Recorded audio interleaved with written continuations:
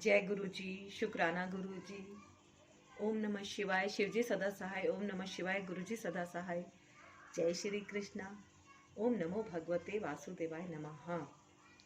तो आज हम आ गए हैं अध्याय 9 और ये है परम गुह ज्ञान, मतलब बहुत ही गुप्त ज्ञान है ये। इसे आप ध्यान पूर्वक सुनिएगा। और ये आज का जो एपिसोड है, अगर आपके पिछले एपिसोड छूट गए हैं तो उनको भी आप जरूर ही सुनिएगा। एक बार गीता का पाठ या तो स्वयं कर ले या फिर सुन ले। ये बहुत जरूरी है हम सबके लिए, है ना, कि कृष्ण भगवान ने क्या उपदेश दिए हैं कुरुक्षेत्र के युद्ध से कुछ समय पहले अर्जुन को। तो स्टार्ट कर लेते हैं हम। जय श्री कृष्ण। श्री भगवान ने कहा, हे अर्जुन, क्योंकि तुम मुझसे कभी ईर्ष्या नहीं करते, इसलिए मैं तुम्हें यह परम गुह ज्ञान तथा अनुभूति बतलाऊंगा, जिसे जानकर तुम संसार के सारे कलेशों से मुक्त हो जाओगे।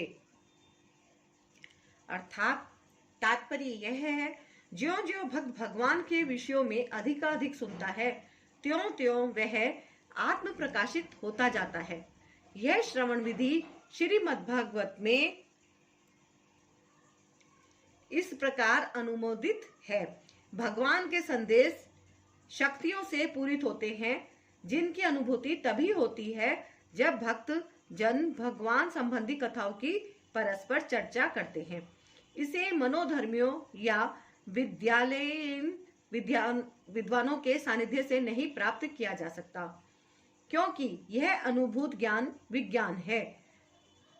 भक्तगण परमेश्वर की सेवा में निरंतर लगे रहते हैं। भगवान उस जीव विशेष की मानसिकता तथा निष्ठा से अवगत रहते हैं जो कृष्ण भावना भावित होता है, और उसे ही वे भक्तों के सानिध्य में कृष्ण विद्या को समझने की बुद्धि प्रदान करते हैं। कृष्ण की चर्चा अत्यंत शक्तिशाली है, और यदि सौभाग्यवश किसी को ऐसी संगति प्राप्त हो जाए तो वह इस ज्ञान को आत्मसात करे, तो वह आत्म साक्षात्कार की दिशा में अवश्य प्रगति करेगा। कृष्ण अर्जुन को अपनी अलौकिक सेवा में उच्च से उच्चतर स्तर तक उत्साहित करने के उद्देश्य से इस 9वें अध्याय में उसे परम गुह बातें बताते हैं, जिन्हें इसके पूर्व उन्होंने अन्य किसी से प्रकट नहीं किया था। भगवत गीता का प्रथम अध्याय शेष ग्रंथ की भूमिका जैसा है। द्वितीय तथा तृतीय अध्याय में जिस आध्यात्मिक ज्ञान का वर्णन हुआ है, वह गुह कहा गया है, वह गुह कहा गया है। 7वें तथा 8वें अध्याय में जिन विषयों की विवेचना हुई है, वे भक्ति से संबंधित हैं और कृष्ण भावनामृत पर प्रकाश डालने के कारण गुहतर कहे गए हैं। किंतु 9वें अध्याय में तो अनन्य शुद्ध भक्ति का ही वर्णन हुआ है। फलस्वरूप यह परम गुह कहा गया है। जिसे कृष्ण का यह परम गुह ज्ञान प्राप्त है, वे दिव्य पुरुष है। अतः इस संसार में रहते हुए भी उसे भौतिक क्लेश नहीं सताते।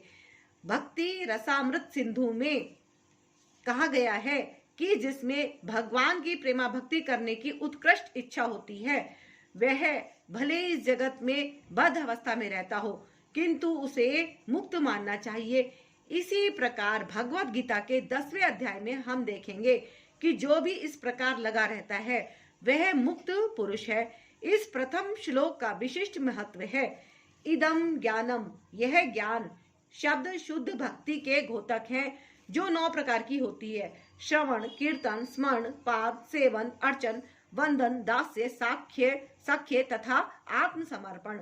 भक्ति के 9 तत्वों का अभ्यास करने से मनुष्य आध्यात्मिक चेतना अथवा कृष्ण भावनामृत तक उठ पाता है। इस प्रकार जब मनुष्य का हृदय भौतिक कल्मश से शुद्ध हो जाता है, तो वह कृष्ण विद्या को समझ सकता है।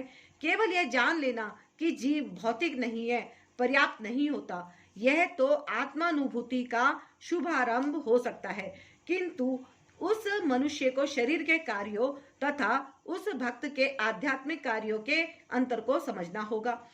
जो यह जानता है कि वह शरीर नहीं है, 7वें अध्याय में भगवान की ऐश्वर्यमयी शक्ति उनकी विभिन्न शक्तियों परा तथा अपरा तथा इस भौतिक जगत का वर्णन किया जा चुका है। अब 9वें अध्याय में भगवान की महिमा का वर्णन किया जाएगा। इस श्लोक का अनसूयवे शब्द भी अत्यंत महत्वपूर्ण है। सामान्यतया बड़े से बड़े विद्वान भाष्यकार भी भगवान कृष्ण से ईर्ष्या करते हैं। यहाँ तक कि बहुश्रुत विद्वान भी भगवत गीता के विषय में अशुद्ध व्याख्या करते हैं। चूंकि वे कृष्ण के प्रति ईर्ष्या रखते हैं, अतः उनकी टीकाएं व्यर्थ होती हैं।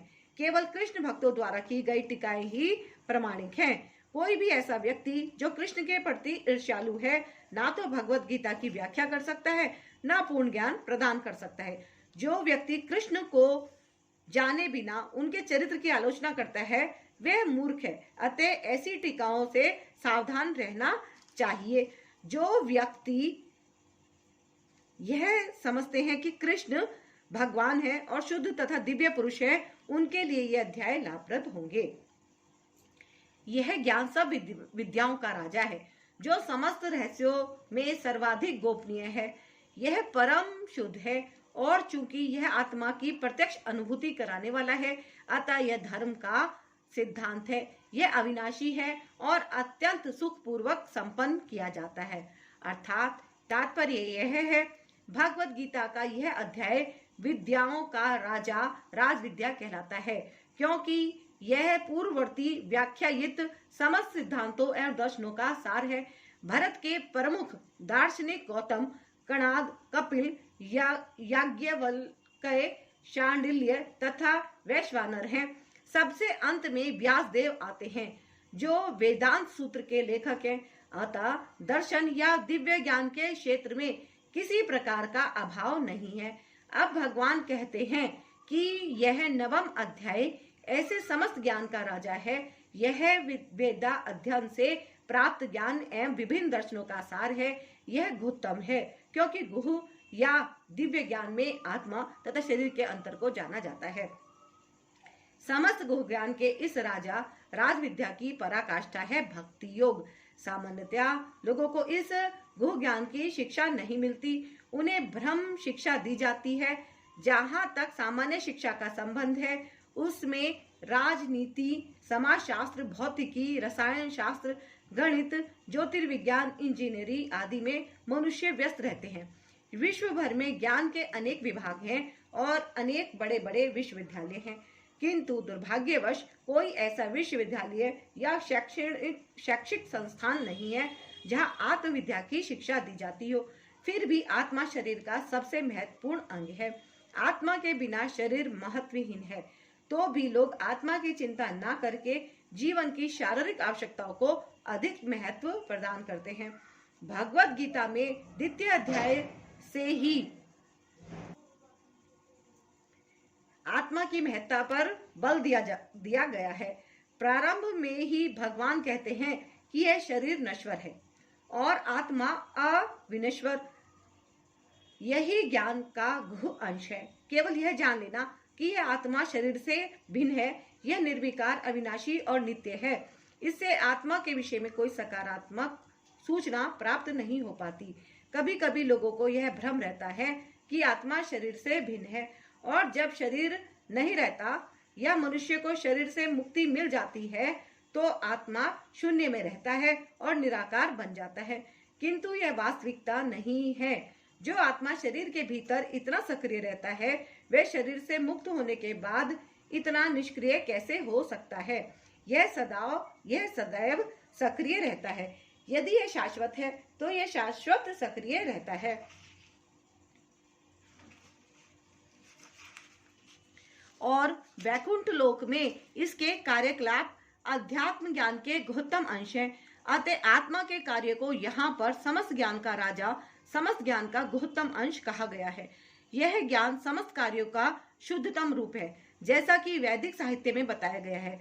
पद्य पुराण में मनुष्य के पाप कर्मों का विश्लेषण किया गया है और दिखाया गया है कि ये पापों के फल हैं। जो लोग सकाम कर्मों में लगे हुए हैं, वे पाप पूर्ण कर्मों के विभिन्न रूपों एवं अवस्थाओं में फंसे रहते हैं। उदाहरणतः जब बीज बोया जाता है तो तुरंत वृक्ष नहीं तैयार हो जाता, इसमें कुछ समय लगता है। पहले एक छोटा सा अंकुर रहता है, फिर यह वृक्ष का रूप धारण करता है। तब इसमें फूल आते हैं, फल लगते हैं और तब बीज बोने वाले व्यक्ति फूल तथा फल का उपभोग कर सकते हैं। इसी प्रकार जब कोई मनुष्य पाप कर्म करता है तो बीज की ही भांति इसके भी फल मिलने में समय लगता है। इसमें भी कई अवस्थाएं होती हैं। भले ही व्यक्ति में पाप कर्मों का उदय होना बंद हो चुका हो, किंतु किए गए पाप कर्म का फल तब भी मिलता रहता है। कुछ पाप तब भी बीज रूप में बचे रहते हैं, कुछ फलीभूत हो चुके होते हैं, जिन्हें हम दुख तथा वेदना के रूप में अनुभव करते हैं, जैसा कि 7वें अध्याय के 28वें श्लोक में बताया गया है। जो व्यक्ति समस्त पाप कर्मों के फलों बंधनों का अंत करके भौतिक जगत के द्वंद्वों से मुक्त हो जाता है, वह भगवान कृष्ण की भक्ति में लग जाता है। दूसरे शब्दों में, जो लोग भगवत भक्ति में लगे हुए हैं वे समस्त कर्म फलों बंधनों से पहले से मुक्त हुए रहते हैं। इस कथन की पुष्टि पद्म पुराण में हुई है। जो लोग भगवत भक्ति में रत हैं, उनके सारे पाप कर्म चाहे फलीभूत हो चुके हों, सामान्य हों या बीज रूप में हों, क्रमश नष्ट हो जाते हैं। अतः भक्ति की शुद्ध कारणी शक्ति अत्यंत प्रबल है और पवित्रम उत्तमम अर्थात विशुद्धतम कहलाती है। उत्तम का तात्पर्य दिव्य है, तमस का अर्थ यह भौतिक जगत या अंधकार है और उत्तम का अर्थ भौतिक कार्यों से परे हुआ। भक्तिमय कार्यों को कभी भी भौतिक नहीं मानना चाहिए। यद्यपि कभी कभी ऐसा प्रतीत होता है कि भक्त भी सामान्य जनों की भांति रत रहते हैं। जो व्यक्ति भक्ति से अवगत होता है वही जान सकता है कि भक्तिमय कार्य भौतिक नहीं होते, वे आध्यात्मिक होते हैं और प्रकृति के गुणों से सर्वथा अदूषित होते हैं। कहा जाता है कि भक्ति की संपन्नता इतनी पूर्ण होती है कि उसके फलों का प्रत्यक्ष अनुभव किया जा सकता है। हमने अनुभव किया है कि जो व्यक्ति बिना किसी अपराध के श्री कृष्ण के पवित्र नाम हरे कृष्ण कृष्ण कृष्ण हरे हरे, हरे राम राम राम हरे हरे का कीर्तन करता है, उसे जप करते समय कुछ दिव्य आनंद का अनुभव होता है और वह तुरंत ही समस्त भौतिक कल्मश से शुद्ध हो जाता है। ऐसा सचमुच दिखाई पड़ता है। यही नहीं, यदि कोई श्रवण करने में ही नहीं अपितु भक्ति कार्यों के संदेश को प्रचारित करने में भी लगा रहता है या कृष्ण भावनामृत के प्रचार कार्यों में सहायता करता है, तो उसे क्रमश आध्यात्मिक उन्नति का अनुभव होता रहता है। आध्यात्मिक जीवन की यह प्रगति किसी पूर्व शिक्षा या योग्यता पर निर्भर नहीं करती। यह विधि स्वयं इतनी शुद्ध है कि इसमें लगे रहने से मनुष्य शुद्ध बन जाता है। वेदांत सूत्र में भी इसका वर्णन प्रकाश कर्माभ्यासात के रूप में हुआ है, जिसका अर्थ है कि भक्ति इतनी समर्थ है कि भक्ति कार्यों में रत होने मात्र से बिना किसी संदेह के ज्ञान रूपी प्रकाश प्राप्त हो जाता है। इसका उदाहरण नारद जी के पूर्व जन्म में देखा जा सकता है, जो पहले दासी के पुत्र थे। वे ना तो शिक्षित थे, ना ही राजकुल में उत्पन्न हुए थे, किंतु जब उनकी माता भक्तों की सेवा करती रहती थी, नारद भी सेवा करते थे और कभी कभी माता की अनुपस्थिति में भक्तों की सेवा स्वयं करते रहते थे। नारद स्वयं कहते हैं, श्रीमद् भागवत के इस श्लोक में नारद जी अपने शिष्य व्यास देव से अपने पूर्व जन्म का वर्णन करते हैं। वे कहते हैं कि पूर्व जन्म में बाल्यकाल में वे चातुर्मास में शुद्ध भक्तों भागवतों की सेवा किया करते थे, जिससे उन्हें उनकी संगति प्राप्त हुई। कभी कभी वे ऋषि अपनी थालियों में उच्छिष्ट भोजन छोड़ देते और यह बालक थालियां धोते समय उच्छिष्ट भोजन को चखना चाहता था। अतः उसने उन ऋषियों से अनुमति मांगी और जब उन्होंने अनुमति दे दी तो बालक नारद उस उच्छिष्ट भोजन को खाता था। फलस्वरूप वह अपने समस्त पाप कर्मों से मुक्त हो गया। ज्यों-ज्यों वह उच्छिष्ट खाता रहा, त्यों-त्यों वह ऋषियों के समान शुद्ध हृदय बनता गया। चूंकि वे महाभागवत भगवान की भक्ति का आस्वाद श्रवण तथा कीर्तन द्वारा करते थे, अतः नारद ने भी क्रमश वैसी रुचि विकसित कर ली। नारद आगे कहते हैं, ऋषियों की संगति करने से नारद में भी भगवान की महिमा के श्रवण तथा कीर्तन की रुचि उत्पन्न हुई और उन्होंने भक्ति की तीव्र इच्छा विकसित की। अतः जैसा कि वेदांत सूत्र में कहा गया है, प्रकाशस्व कर्मणाभ्यासात्, जो भगवत भक्ति के कार्यों में केवल लगा रहता है उसे स्वतः सारी अनुभूति हो जाती है और वह सब समझने लगता है। इसी का नाम प्रत्यक्ष या प्रत्यक्ष अनुभूति है। धर्मम शब्द का अर्थ है धर्म का पथ। नारद वास्तव में दासी पुत्र थे। उन्हें किसी पाठशाला में जाने का अवसर प्राप्त नहीं हुआ था। वे केवल माता के कार्यों में सहायता करते थे और सौभाग्यवश उनकी माता को भक्तों की सेवा का सुयोग प्राप्त हुआ था। बालक नारद को भी यह सुअवसर उपलब्ध हो सका कि वे भक्तों की संगति करने से ही समस्त धर्म के परम लक्ष्य को प्राप्त कर सकें। यह लक्ष्य है भक्ति। जैसा कि श्रीमद् भागवत में कहा गया है, सामान्यतः धार्मिक व्यक्ति यह नहीं जानते कि धर्म का परम लक्ष्य भक्ति की प्राप्ति है। जैसा कि हम पहले ही 8वें अध्याय के अंतिम श्लोक की व्याख्या करते हुए कह चुके हैं, सामान्यतः आत्म साक्षात्कार के लिए वैदिक ज्ञान आवश्यक है, किंतु यहाँ पर नारद ना तो किसी गुरु के पास पाठशाला में गए थे, ना ही उन्हें वैदिक नियमों की शिक्षा मिली थी, तो भी उन्हें वैदिक अध्ययन के सर्वोच्च फल प्राप्त हो सके। यह विधि इतनी सशक्त है कि धार्मिक कृत्य किए बिना ही मनुष्य सिद्धि पद को प्राप्त होता है।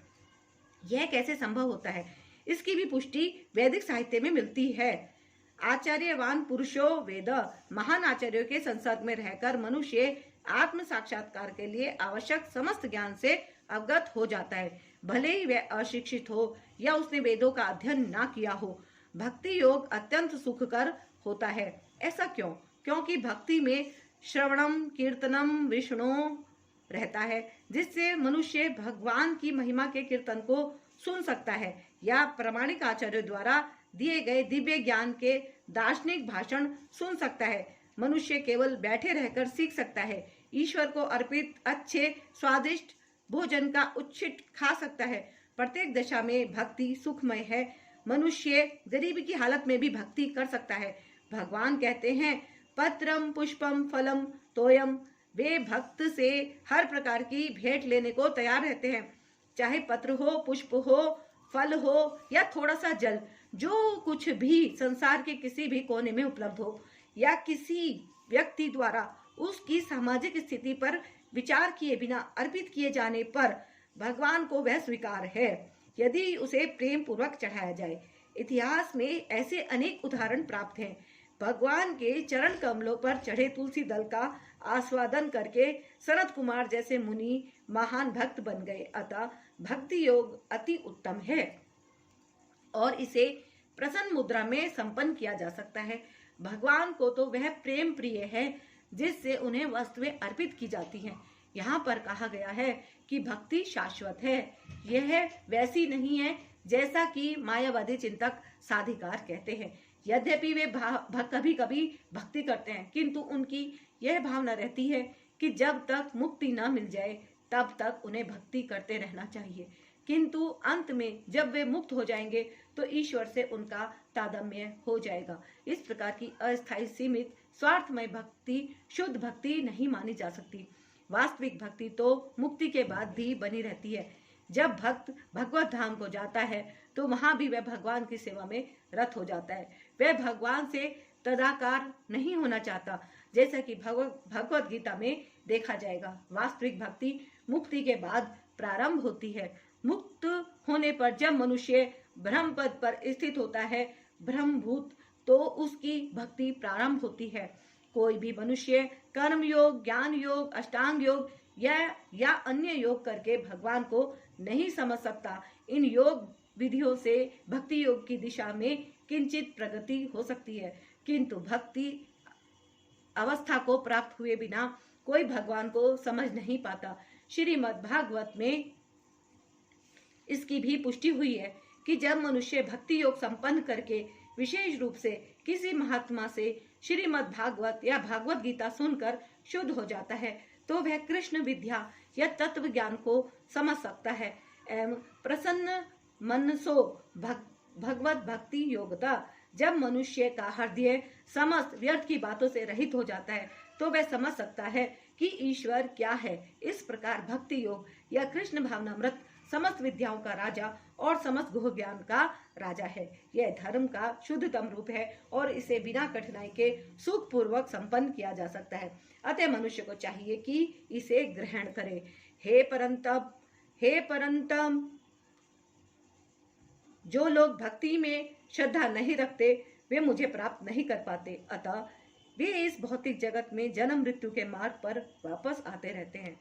अर्थात तात्पर्य यह है, श्रद्धा विहीन के लिए भक्ति योग पाना कठिन है।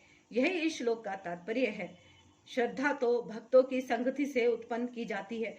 महापुरुषों से वैदिक प्रमाणों को सुनकर भी अभागे लोग ईश्वर में श्रद्धा नहीं रखते। वे झिझकते रहते हैं और भगवत भक्ति में दृढ़ नहीं रहते। इस प्रकार कृष्ण भावनामृत की प्रगति में श्रद्धा मुख्य है। चैतन्य चरितामृत में कहा गया है कि श्रद्धा तो यह पूर्ण विश्वास है कि परमेश्वर श्री कृष्ण की ही सेवा द्वारा सारी सिद्धि प्राप्त की जा सकती है। यही वास्तविक श्रद्धा है। श्रीमद् भागवत में कहा गया है, वृक्ष की जड़ को सींचने से उसकी डाले, टहनियां तथा पत्तियां तुष्ट होती हैं और आमाशय को भोजन प्रदान करने से शरीर की सारी इंद्रियां तृप्त होती हैं। इसी तरह भगवान की दिव्य सेवा करने से सारे देवता तथा अन्य समस्त जीव स्वतः प्रसन्न होते हैं। अतः गीता पढ़ने के बाद मनुष्य को चाहिए कि वह गीता के इस निष्कर्ष को प्राप्त हो। मनुष्य को अन्य सारे कार्य छोड़कर भगवान कृष्ण की सेवा करनी चाहिए। यदि वह इस जीवन दर्शन से विश्वस्त हो जाता है तो यही श्रद्धा है। इस श्रद्धा का विकास कृष्ण भावनामृत की सही विधि है। कृष्ण भावना भावित व्यक्तियों की 3 कोटियां हैं। तीसरी कोटि में वे लोग आते हैं जो श्रद्धा विहीन हैं। यदि ऐसे लोग ऊपर ऊपर भक्ति में लगे भी रहें तो भी उन्हें सिद्ध अवस्था प्राप्त नहीं हो पाती। संभावना यही है कि वे लोग कुछ काल के बाद नीचे गिर जाएं। वे भले ही भक्ति में लगे रहे हों, किंतु पूर्ण विश्वास तथा श्रद्धा के अभाव में कृष्ण भावनामृत में उनका लगा रह पाना कठिन है। अपने प्रचार कार्यों के दौरान हमें इसका प्रत्यक्ष अनुभव है कि कुछ लोग आते हैं और किन्हीं गुप्त उद्देश्यों से कृष्ण भावनामृत को ग्रहण करते हैं, किंतु जैसे ही उनकी आर्थिक दशा कुछ सुधर जाती है कि वे इस विधि को त्याग कर पुनः पुराने ढर्रे पर लग जाते हैं।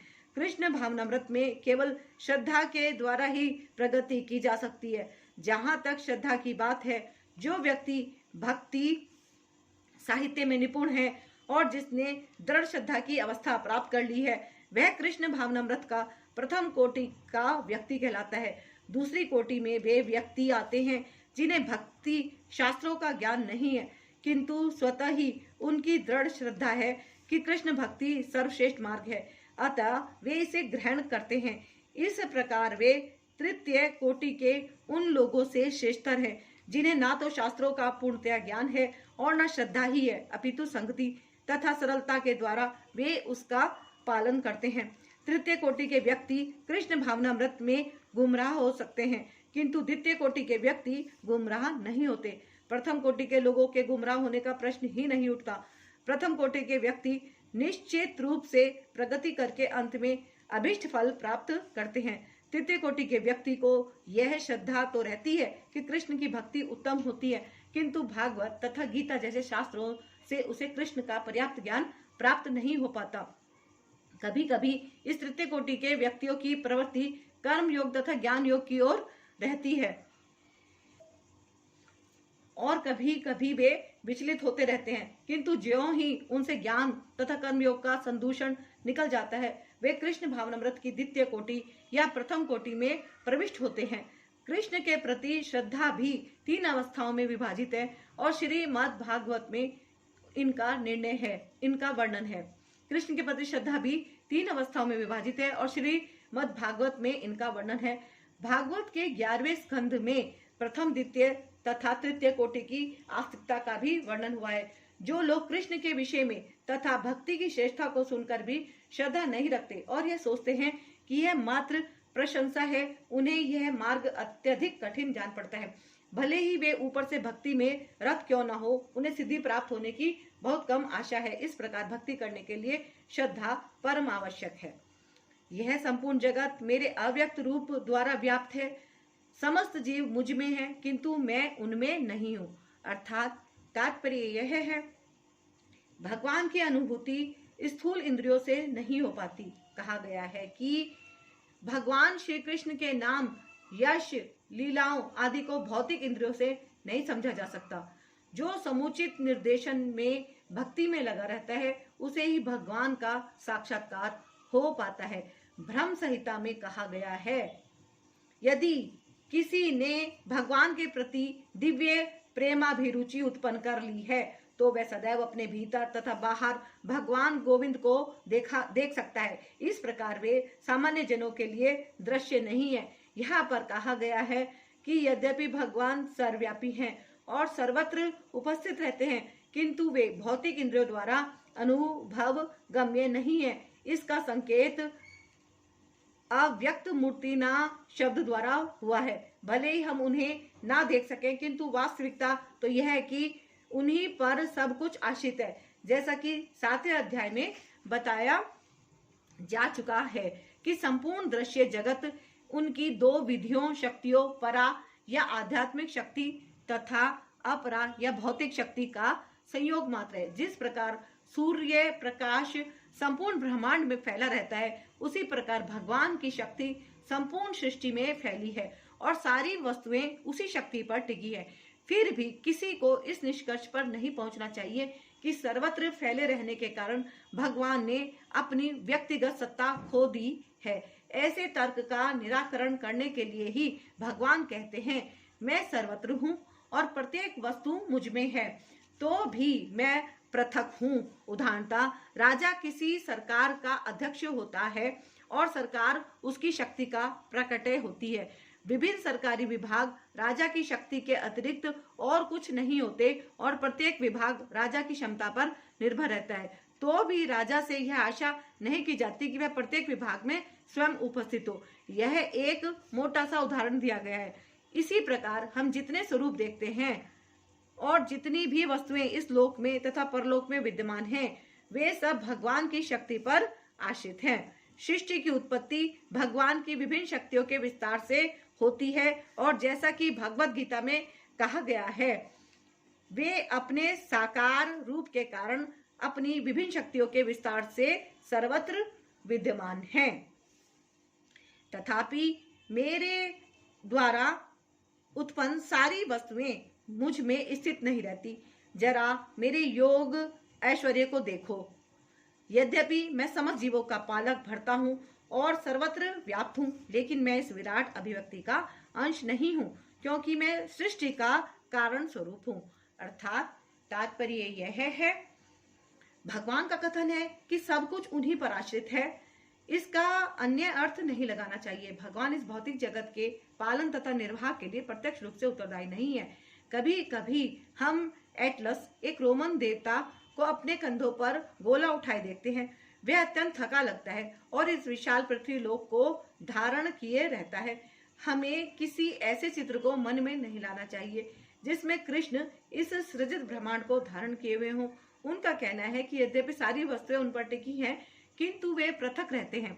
सारे लोक अंतरिक्ष में तैर रहे हैं और यह अंतरिक्ष परमेश्वर की शक्ति है, किंतु यह अंतरिक्ष से भिन्न है। वे पृथक स्थित है। अतः भगवान कहते हैं, यद्यपि ये सब रचित पदार्थ मेरी अचिंत्य शक्ति पर टिके हैं किंतु भगवान के रूप में मैं उनसे पृथक रहता हूँ। यह भगवान का अचिंत्य ऐश्वर्य है। वैदिक कोश निरुक्ति में कहा गया है, परमेश्वर अपनी शक्ति का प्रदर्शन करते हुए अचिंत्य आश्चर्यजनक लीलाएं कर रहे हैं। उनका व्यक्तित्व विभिन्न शक्तियों से पूर्ण है और उनका संकल्प स्वयं एक तथ्य है। भगवान को इसी रूप में समझना चाहिए। हम कोई काम करना चाहते हैं तो अनेक विघ्न आते हैं और कभी कभी हम जो चाहते हैं वह नहीं कर पाते, किंतु जब कृष्ण कोई कार्य करना चाहते हैं तो सब कुछ अपनी पूर्णता से संपन्न हो जाता है। तो सब कुछ इतनी पूर्णता से संपन्न हो जाता है कि कोई सोच नहीं पाता कि यह सब कैसे हुआ। भगवान इसी तथ्य को समझाते हैं। यद्यपि वे समस्त सृष्टि के पालक तथा धारण करते हैं किंतु वे इस सृष्टि का स्पर्श नहीं करते। केवल उनकी परम इच्छा से प्रत्येक वस्तु का सृजन, धारण, पालन एवं संहार होता है। उनके मन और स्वयं उनमें कोई भेद नहीं है, जैसा हमारे भौतिक मन में और स्वयं हम में भेद होता है, क्योंकि वे परमात्मा है। साथ ही वे प्रत्येक वस्तु में उपस्थित रहते हैं, किंतु सामान्य व्यक्ति यह नहीं देख पाता कि वे साकार रूप में किस तरह उपस्थित है। वे भौतिक जगत से भिन्न है, तो भी प्रत्येक वस्तु उन्हीं पर आश्रित है। यहाँ पर इसे ही योगम ऐश्वरम अर्थात भगवान की योग शक्ति कहा गया है। जिस प्रकार सर्वत्र प्रवहमान प्रबल वायु सदैव आकाश में स्थित रहती है, उसी प्रकार समस्त उत्पन्न प्राणियों को मुझ में स्थित जानो।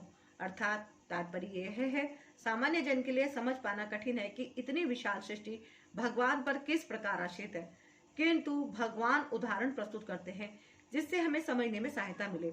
आकाश हमारी कल्पना के लिए सबसे महान अभिव्यक्ति है और उस आकाश में वायु विराट जगत की सबसे महान अभिव्यक्ति है। वायु की गति से प्रत्येक वस्तु की गति प्रभावित होती है, किंतु वायु महान होते हुए भी आकाश के अंतर्गत ही स्थित रहती है, वह आकाश से परे नहीं होती। उसी प्रकार समस्त विचित्र विराट अभिव्यक्तियों का अस्तित्व भगवान की परम इच्छा के फलस्वरूप है और वे सब इस परम इच्छा के अधीन है। जैसा कि हम लोग प्राय कहते हैं कि उनकी इच्छा के बिना एक पत्ता भी नहीं हिलता, इस प्रकार प्रत्येक वस्तु उनकी इच्छा के अधीन गतिशील है। उनकी इच्छा से सारी वस्तुएं उत्पन्न होती हैं, उनका पालन होता है और उनका संहार होता है। इतने पर भी वे प्रत्येक वस्तु से उसी तरह पृथक रहते हैं जिस प्रकार वायु के कार्यों से आकाश रहता है। उपनिषदों में कहा गया है, वायु भगवान के भय से प्रभावित होती है। बृहदारण्यक उपनिषद में कहा गया है, भगवान की अध्यक्षता में परमादेश से चंद्रमा, सूर्य तथा अन्य विशाल लोग घूम रहे हैं। ब्रह्म संहिता में भी कहा गया है, यह सूर्य की गति का वर्णन है। कहा गया है कि सूर्य भगवान का एक नेत्र है और इसमें ताप तथा प्रकाश फैलाने की अपार शक्ति है, तो भी यह गोविंद की परम इच्छा और आदेश के अनुसार अपनी कक्षा में घूमता रहता है। अतः हमें वैदिक साहित्य से इसके प्रमाण प्राप्त हैं कि यह विचित्र तथा विशाल लगने वाली भौतिक सृष्टि पूरी तरह भगवान के वश में है। इसकी व्याख्या इसी अध्याय के अगले श्लोक में की गई है। हे कुंती पुत्र, कल्प का अंत होने पर सारे प्राणी मेरी प्रकृति में प्रवेश करते हैं और अन्य कल्प के आरंभ होने पर मैं उन्हें अपनी शक्ति से पुनः उत्पन्न करता हूँ। अर्थात तात्पर्य यह है, इस विराट भौतिक अभिव्यक्ति का सृजन, पालन तथा संहार पूर्णतया भगवान की परम इच्छा पर निर्भर है।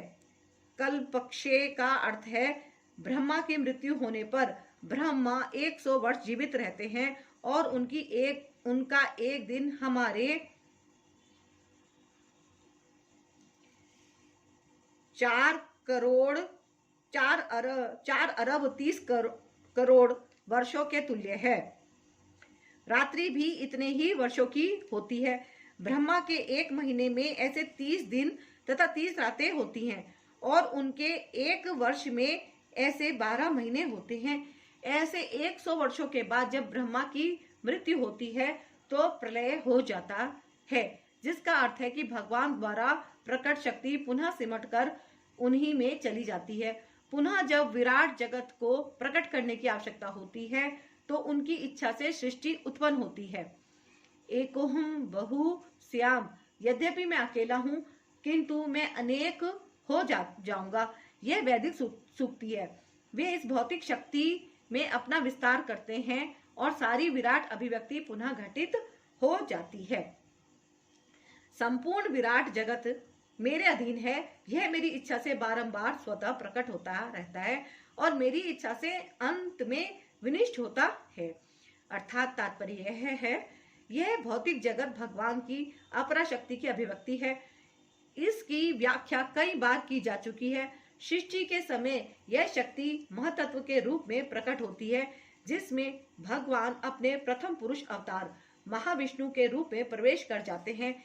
वे कारणाणों में शयन करते रहते हैं और अपने श्वास से असंख्य ब्रह्मांड निकालते हैं और उन ब्रह्मांडों में से हर एक में वे गर्भोदकशायी विष्णु के रूप में प्रवेश करते हैं। इस प्रकार प्रत्येक ब्रह्मांड की सृष्टि होती है। वे इससे भी आगे अपने आप को क्षीरोदकशायी विष्णु के रूप में प्रकट करते हैं और यह विष्णु प्रत्येक वस्तु में, यहाँ तक कि प्रत्येक अणु में प्रवेश कर जाते हैं।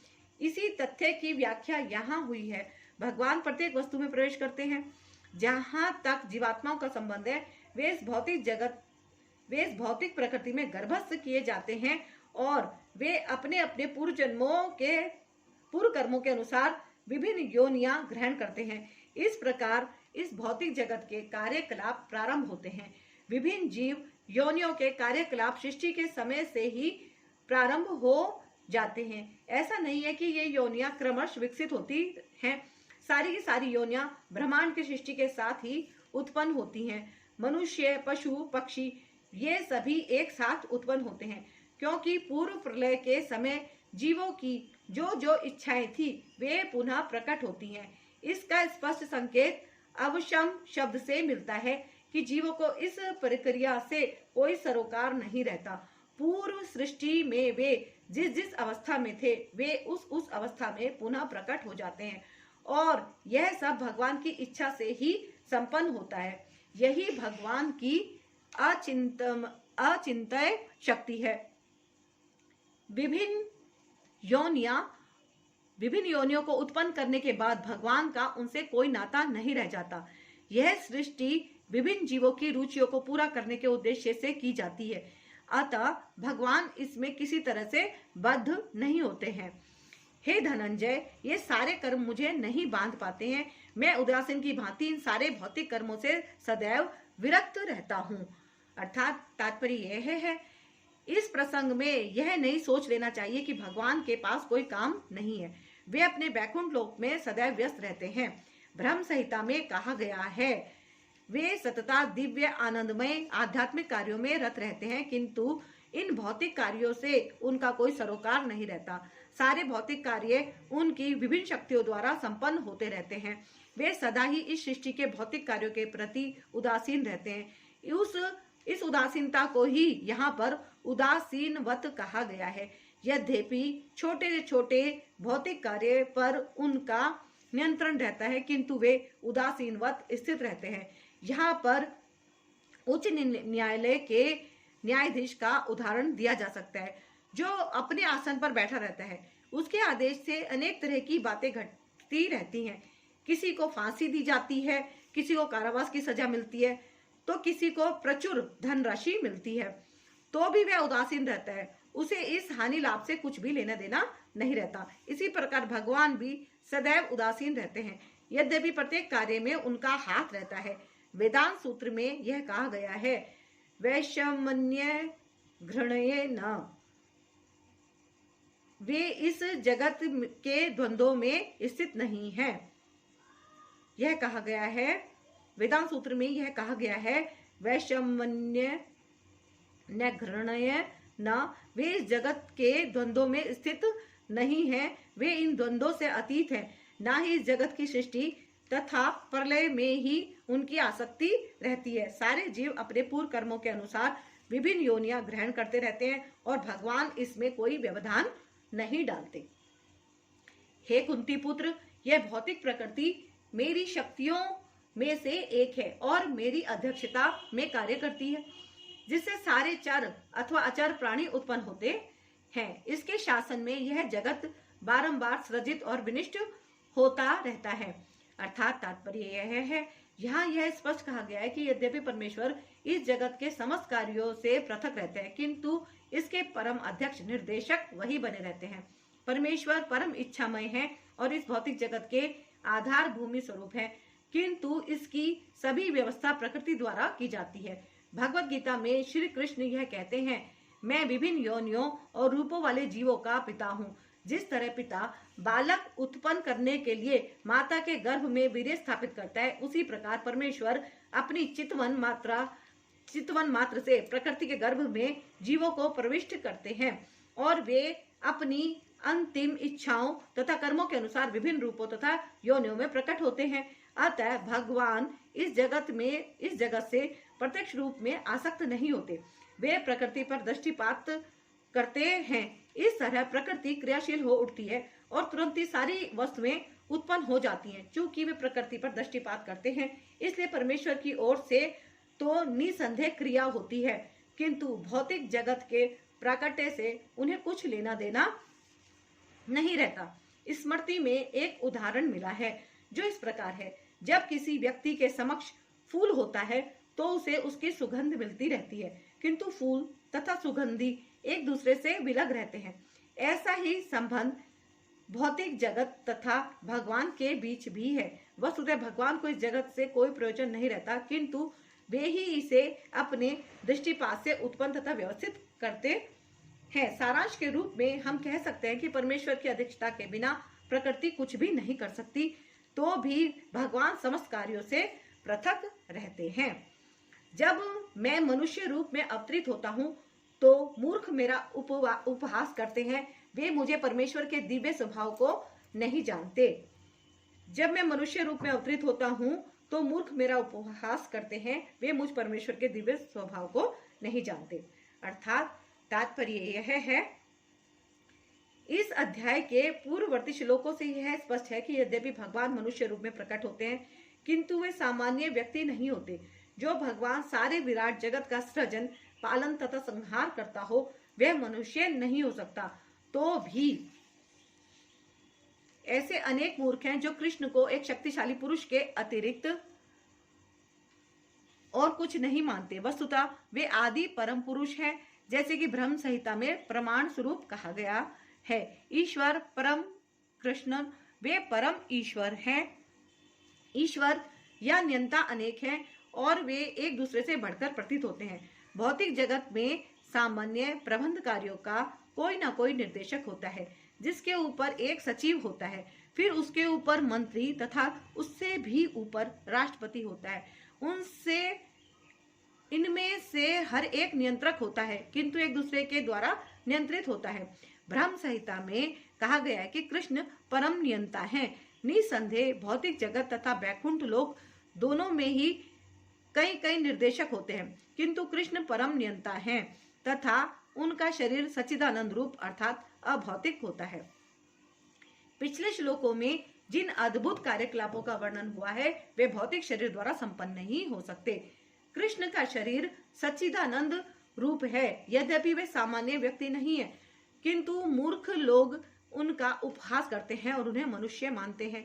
उनका शरीर यहाँ मानुषीम कहा गया है, क्योंकि वे कुरुक्षेत्र युद्ध में एक राजनीतिज्ञ और अर्जुन के मित्र की भांति सामान्य व्यक्ति बनकर कर्म करते हैं। वे अनेक प्रकार से सामान्य पुरुष की भांति कर्म करते हैं, किंतु उनका शरीर सच्चिदानंद विग्रह रूप है। इसकी पुष्टि वैदिक साहित्य में भी हुई है। सच्चिदानंद रूपाय कृष्णाय, मैं भगवान कृष्ण को नमस्कार करता हूँ जो सच्चिदानंद रूप हैं। वेदों में ऐसे अन्य वर्णन भी है। तमेकम गोविंदम, आप इंद्रियों तथा गायों के आनंद स्वरूप गोविंद है। सच्चिदानंद विग्रहम, तथा आपका रूप सच्चिदानंद स्वरूप है। भगवान कृष्ण के सच्चिदानंद स्वरूप होने पर भी ऐसे अनेक तथा कथित विद्वान तथा भगवत गीता के टीकाकार हैं जो कृष्ण को सामान्य पुरुष कहकर उनका उपहास करते हैं। भले ही अपने पूर्व पुण्यों के कारण विद्वान असाधारण व्यक्ति के रूप में पैदा हुआ हो, किंतु श्री कृष्ण के बारे में ऐसी धारणा उसकी अल्पज्ञता के कारण होती है, इसलिए वह मूढ़ कहलाता है। क्योंकि मूर्ख पुरुष ही कृष्ण को सामान्य पुरुष मानते हैं। ऐसे मूर्ख कृष्ण को सामान्य व्यक्ति इसलिए मानते हैं क्योंकि वे कृष्ण के गुह कर्मों तथा उनकी विभिन्न शक्तियों से अपरिचित होते हैं। वे यह नहीं जानते कि कृष्ण का शरीर पूर्ण ज्ञान तथा आनंद का प्रतीक है। वे प्रत्येक वस्तु के स्वामी हैं और किसी को भी मुक्ति प्रदान करने वाले हैं। चूंकि वे कृष्ण के इतने सारे दिव्य गुणों को नहीं जानते, इसलिए उनका उपहास करते हैं। ये मूढ़ यह भी नहीं जानते कि इस जगत में भगवान का अवतरण उनकी अंतरंगा शक्ति का प्राकट्य है। वे भौतिक शक्ति माया के स्वामी हैं। जैसा कि अनेक स्थलों पर कहा जा चुका है। भगवान का दावा है कि यद्यपि भौतिक शक्ति अत्यंत प्रबल है, किंतु वह उनके वश में रहती है और जो भी उनकी शरण ग्रहण कर लेता है वह इस माया के वश से बाहर निकल आता है। यदि कृष्ण का शरणागत जीव माया के प्रभाव से बाहर निकल सकता है, तो भला परमेश्वर जो संपूर्ण विराट जगत का सृजन, पालन तथा संहार करता है, हम लोगों जैसा शरीर कैसे धारण कर सकता है। अतः कृष्ण विषयक ऐसी धारणा मूर्खतापूर्ण है।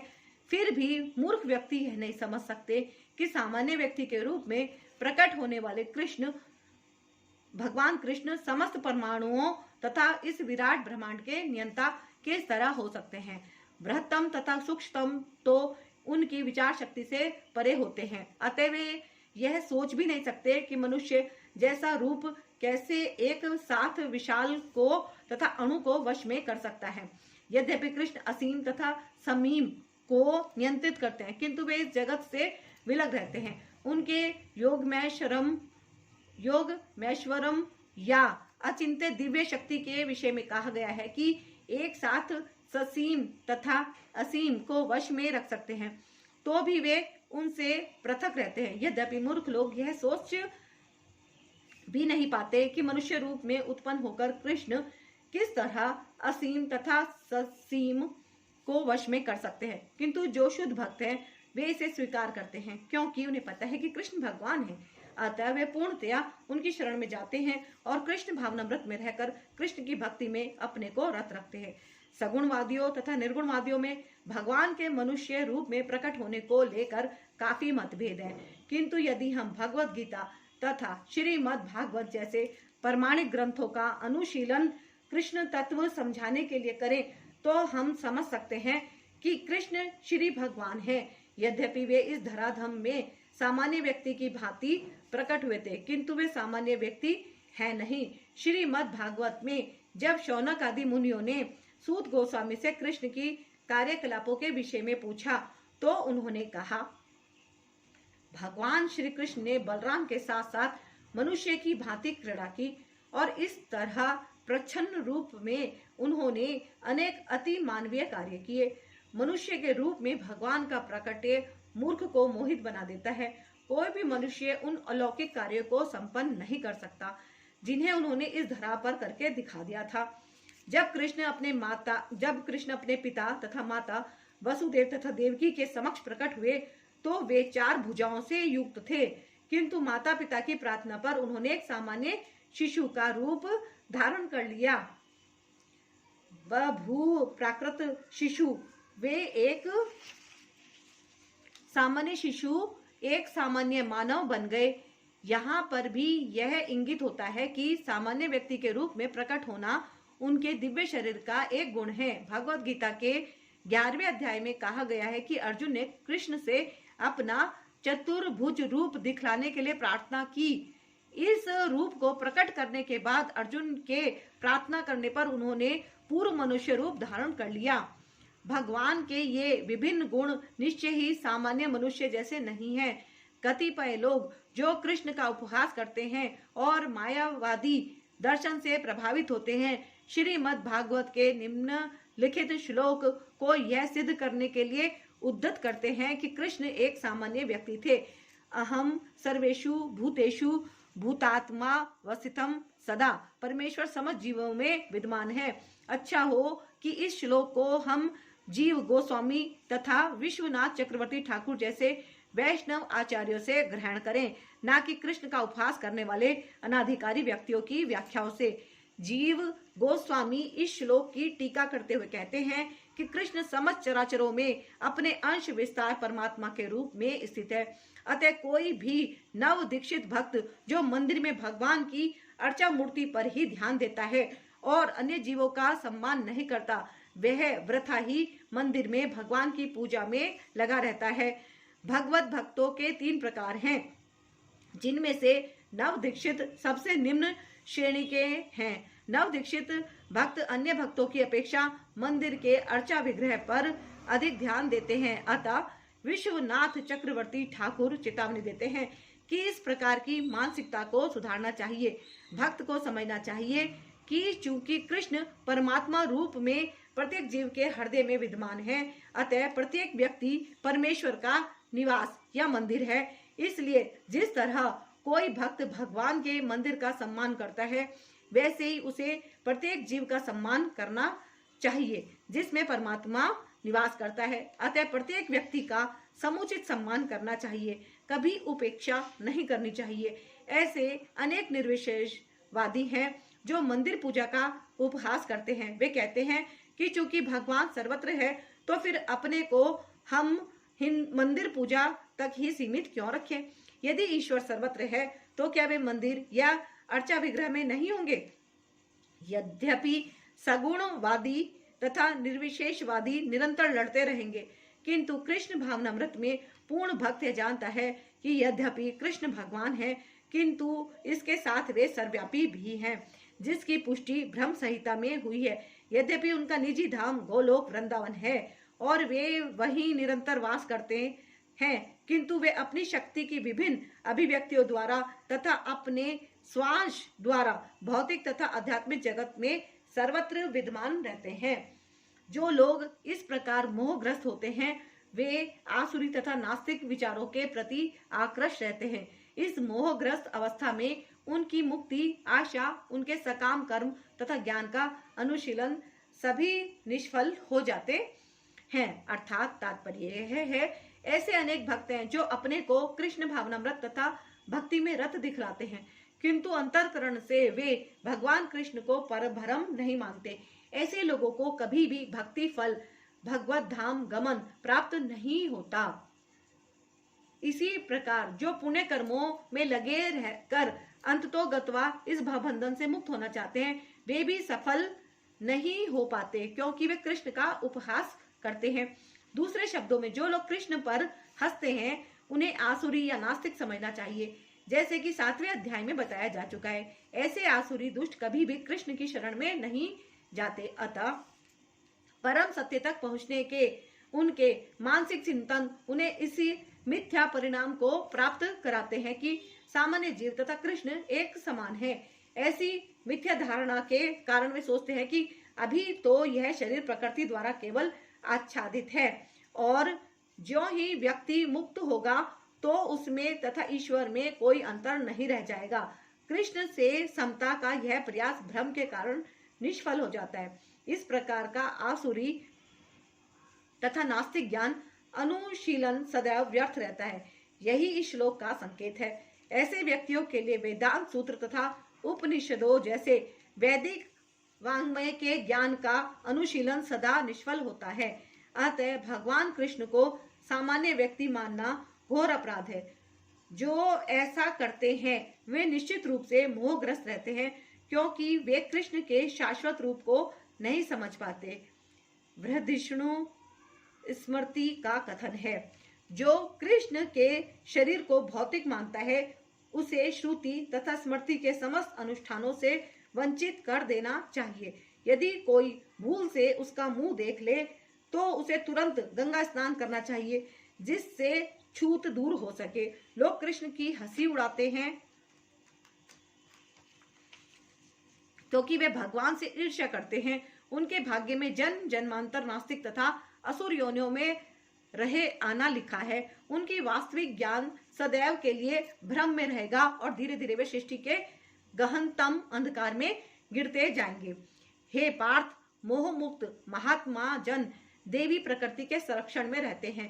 वे पूर्णतः भक्ति में निमग्न रहते हैं, क्योंकि वे मुझे आदि तथा अविनाशी भगवान के रूप में जानते हैं। अर्थात तात्पर्य यह है, इस श्लोक में महात्मा का वर्णन हुआ है। महात्मा का सबसे पहला लक्षण यह है कि वह देवी प्रकृति में स्थित रहता है। वह भौतिक प्रकृति के अधीन नहीं होता। और यह होता कैसे है, इसकी व्याख्या 7वें अध्याय में की गई है। जो भगवान श्री कृष्ण की शरण ग्रहण करता है वह तुरंत ही भौतिक प्रकृति के वश से मुक्त हो जाता है। यही वह पात्रता है। जो ही कोई भगवान को शरणागत हो जाता है वह भौतिक प्रकृति के वश से मुक्त हो जाता है। यही मूलभूत सूत्र है।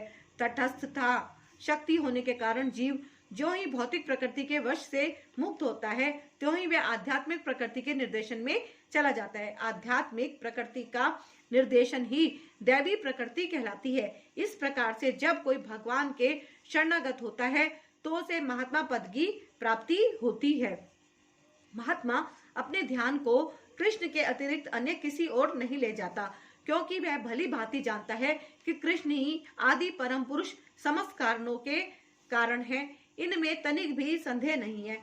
ऐसा महात्मा अन्य महात्माओं या शुद्ध भक्तों की संगति से प्रगति करता है। शुद्ध भक्त तो कृष्ण के अन्य स्वरूपों यथा चतुर्भुज महाविष्णु रूप से भी आकृष्ट नहीं होते। वे ना तो कृष्ण के अन्य किसी रूप से आकृष्ट होते हैं, ना ही वे देवताओं या मनुष्य के किसी रूप की परवाह करते हैं। वे कृष्ण भावनामृत में केवल कृष्ण का ध्यान करते हैं। वे कृष्ण भावनामृत में निरंतर भगवान की अविचल सेवा में लगे रहते हैं। ये महात्मा मेरी महिमा का नित्य कीर्तन करते हुए, दृढ़ संकल्प के साथ प्रयास करते हुए, मुझे नमस्कार करते हुए भक्ति भाव से निरंतर मेरी पूजा करते हैं। तात्पर्य यह है, सामान्य पुरुष को रबर की मुहर लगाकर महात्मा नहीं बनाया जाता। यहाँ पर उसके लक्षणों का वर्णन किया गया है। महात्मा सदैव भगवान कृष्ण के गुणों का कीर्तन करता रहता है। उसके पास कोई दूसरा कार्य नहीं रहता। वह सदैव कृष्ण के गुणगान में व्यस्त रहता है। दूसरे शब्दों में वह निर्विशेषवादी नहीं होता। जब गुणगान का प्रश्न उठे तो मनुष्य को चाहिए कि वह भगवान के पवित्र नाम, उनके नित्य रूप, उनके दिव्य गुणों तथा उनकी असामान्य लीलाओं की प्रशंसा करते हुए परमेश्वर को वंतित करे। उसे इन सारी वस्तुओं को महिमावंतित करना होता है। अतः महात्मा भगवान के प्रति आसक्त रहता है। जो व्यक्ति परमेश्वर के निराकार रूप ब्रह्म ज्योति के प्रति आसक्त होता है उसे भगवत गीता में महात्मा नहीं कहा गया। उसे अगले श्लोक में अन्य प्रकार से वर्णित किया गया है। महात्मा सदैव भक्ति के विविध कार्यों में यथा विष्णु के श्रवण कीर्तन में व्यस्त रहता है, जैसा कि श्रीमद् भागवत में उल्लेख है। यही भक्ति, श्रवण, कीर्तन, विष्णु तथा स्मरण है। ऐसा महात्मा अंततः भगवान के 5 दिव्य रसों में से किसी एक रस में उनका सानिध्य प्राप्त करने के लिए दृढ़ व्रत होता है। इसे प्राप्त करने के लिए वह मनसा वाचा कर्मणा अपने सारे कार्यकलाप भगवान कृष्ण की सेवा में लगाता है। यही पूर्ण कृष्ण भावनामृत कहलाता है।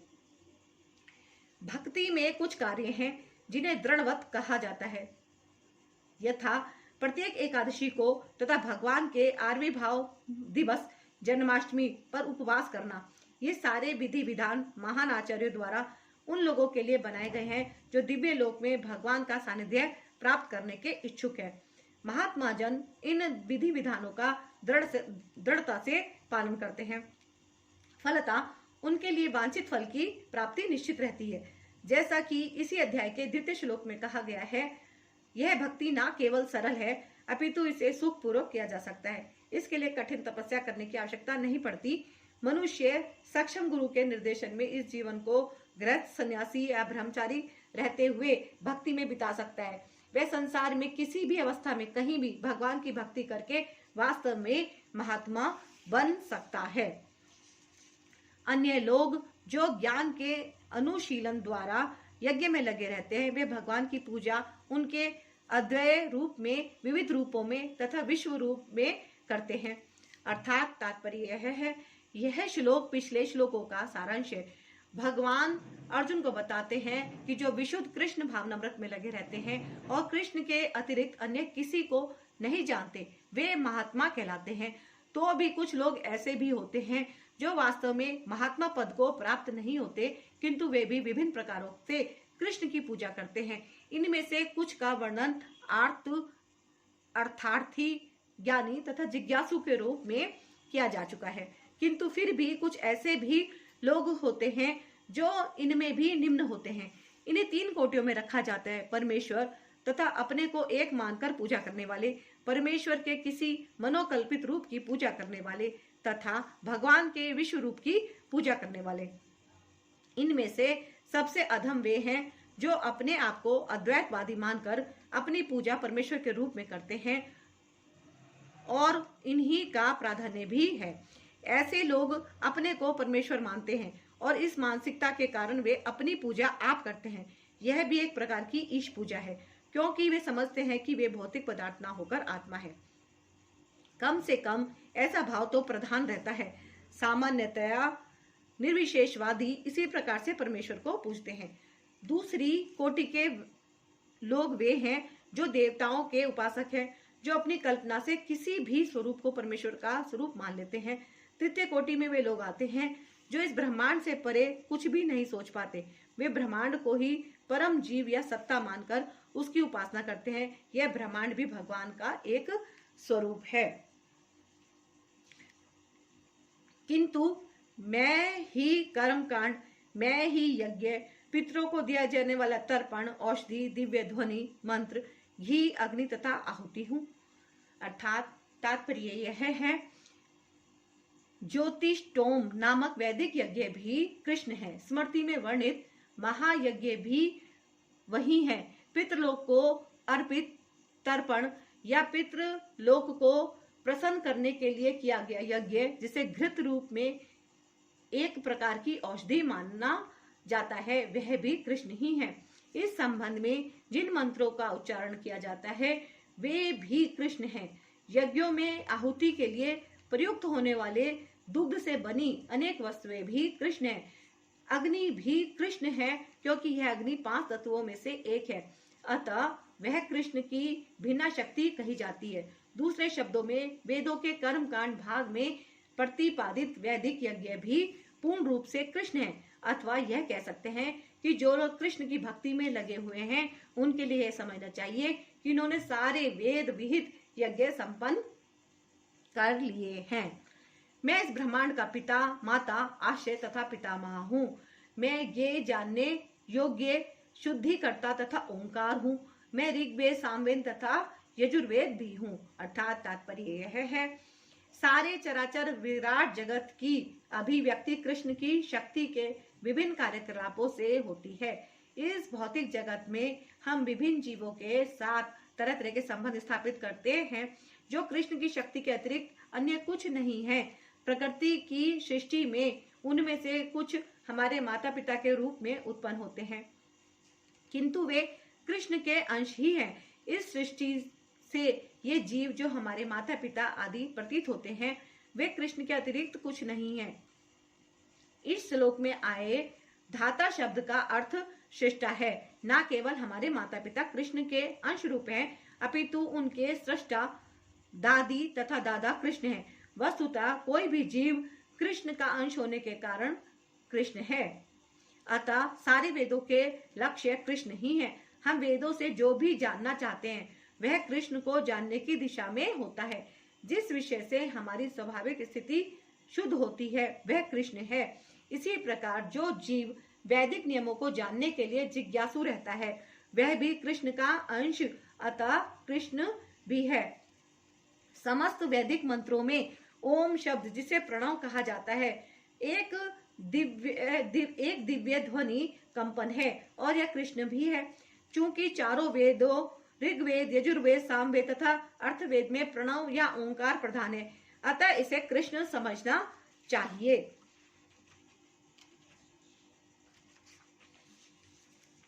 मैं ही लक्ष्य, पालन करता, स्वामी, साक्षी, धाम, शरण स्थली तथा अत्यंत प्रिय मित्र हूँ। मैं सृष्टि तथा प्रलय, सबका आधार, आश्रय तथा अविनाशी बीज भी हूँ। अर्थात तात्पर्य यह है, गति का अर्थ है गंतव्य या लक्ष्य, जहां हम जाना चाहते हैं, लेकिन चरम लक्ष्य तो कृष्ण है। यद्यपि लोग इसे जानते नहीं। जो कृष्ण को नहीं जानता वह पथ भ्रष्ट हो जाता है और उसकी तथाकथित प्रगति या तो आंशिक होती है या फिर भ्रमपूर्ण। ऐसे अनेक लोग हैं जो देवताओं को ही अपना लक्ष्य बनाते हैं और तदनुसार कठोर नियमों का पालन करते हुए चंद्रलोक, सूर्यलोक, इंद्रलोक, महलोक जैसे विभिन्न लोकों को प्राप्त होते हैं।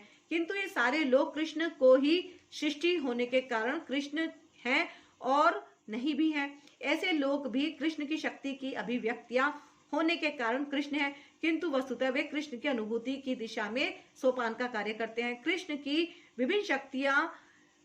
विभिन्न शक्तियों तक पहुंचने का अर्थ है अप्रत्यक्षत कृष्ण तक पहुंचना। अतः मनुष्य को चाहिए कृष्ण तक सीधे पहुंचे, क्योंकि इससे समय तथा शक्ति की बचत होगी।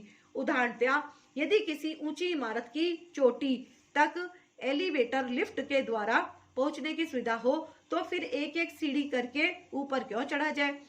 सब कुछ कृष्ण की शक्ति पर आश्रित है। अतः कृष्ण की शरण लिए बिना किसी वस्तु का अस्तित्व नहीं हो सकता। कृष्ण परम शासक है, क्योंकि सब कुछ उन्हीं का है और उन्हीं की शक्ति पर आश्रित है। प्रत्येक जीव के हृदय में स्थित होने के कारण कृष्ण परम साक्षी है। हमारा घर, देश या लोक जहाँ पर हम रह रहे हैं, सब कुछ कृष्ण का है। शरण के लिए कृष्ण परम गंतव्य है। अतः मनुष्य को चाहिए कि अपनी रक्षा या अपने कष्टों के विनाश के लिए कृष्ण की शरण ग्रहण करे। हम चाहे जहां भी शरण लें, हमें जानना चाहिए कि हमारा आश्रय कोई जीवित शक्ति होनी चाहिए। कृष्ण परम जीव है। चूंकि कृष्ण हमारी उत्पत्ति के कारण या हमारे परम पिता हैं, अतः उनसे बढ़कर ना तो कोई मित्र हो सकता है, ना शुभचिंतक। कृष्ण सृष्टि के आदि, उद्गम और प्रलय के पश्चात परम विश्राम स्थल है। अतः कृष्ण सभी कारणों के शाश्वत कारण हैं। हे अर्जुन, मैं ही ताप प्रदान करता हूँ और वर्षा को रोकता तथा लाता हूँ। मैं अमरत्व हूँ और साक्षात मृत्यु भी हूँ। आत्मा तथा पदार्थ, सत तथा असत दोनों मुझ ही में हैं। अर्थात तात्पर्य यह है, कृष्ण अपनी विभिन्न शक्तियों से विद्युत तथा सूर्य के द्वारा ताप तथा प्रकाश बिखेरते हैं। ग्रीष्म ऋतु में कृष्ण ही आकाश से वर्षा नहीं होने देते और वर्षा ऋतु में वे ही अनवरत वर्षा की झड़ी लगाते हैं। जो शक्ति हमें जीवन प्रदान करती है वह कृष्ण है और अंत में मृत्यु रूप में हमें कृष्ण मिलते हैं। कृष्ण की इन विभिन्न शक्तियों का विश्लेषण करने पर यह निश्चित हो जाता है कि कृष्ण के लिए पदार्थ तथा आत्मा में कोई अंतर नहीं है, अथवा दूसरे शब्दों में वे पदार्थ तथा आत्मा दोनों हैं। अतः कृष्ण भावनामृत की उच्च अवस्था में ऐसा भेद नहीं माना जाता। मनुष्य हर वस्तु में कृष्ण के ही दर्शन करता है। चूंकि कृष्ण पदार्थ तथा आत्मा दोनों है, अतः समस्त भौतिक प्रकट से युक्त यह विराट विश्व रूप भी कृष्ण है।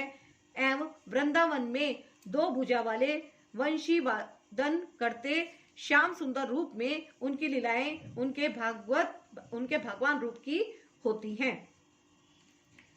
जो वेदों का अध्ययन करते तथा सोमरस का पान करते हैं, वे स्वर्ग प्राप्ति की गवेषणा करते हुए अप्रत्यक्ष रूप से मेरी पूजा करते हैं।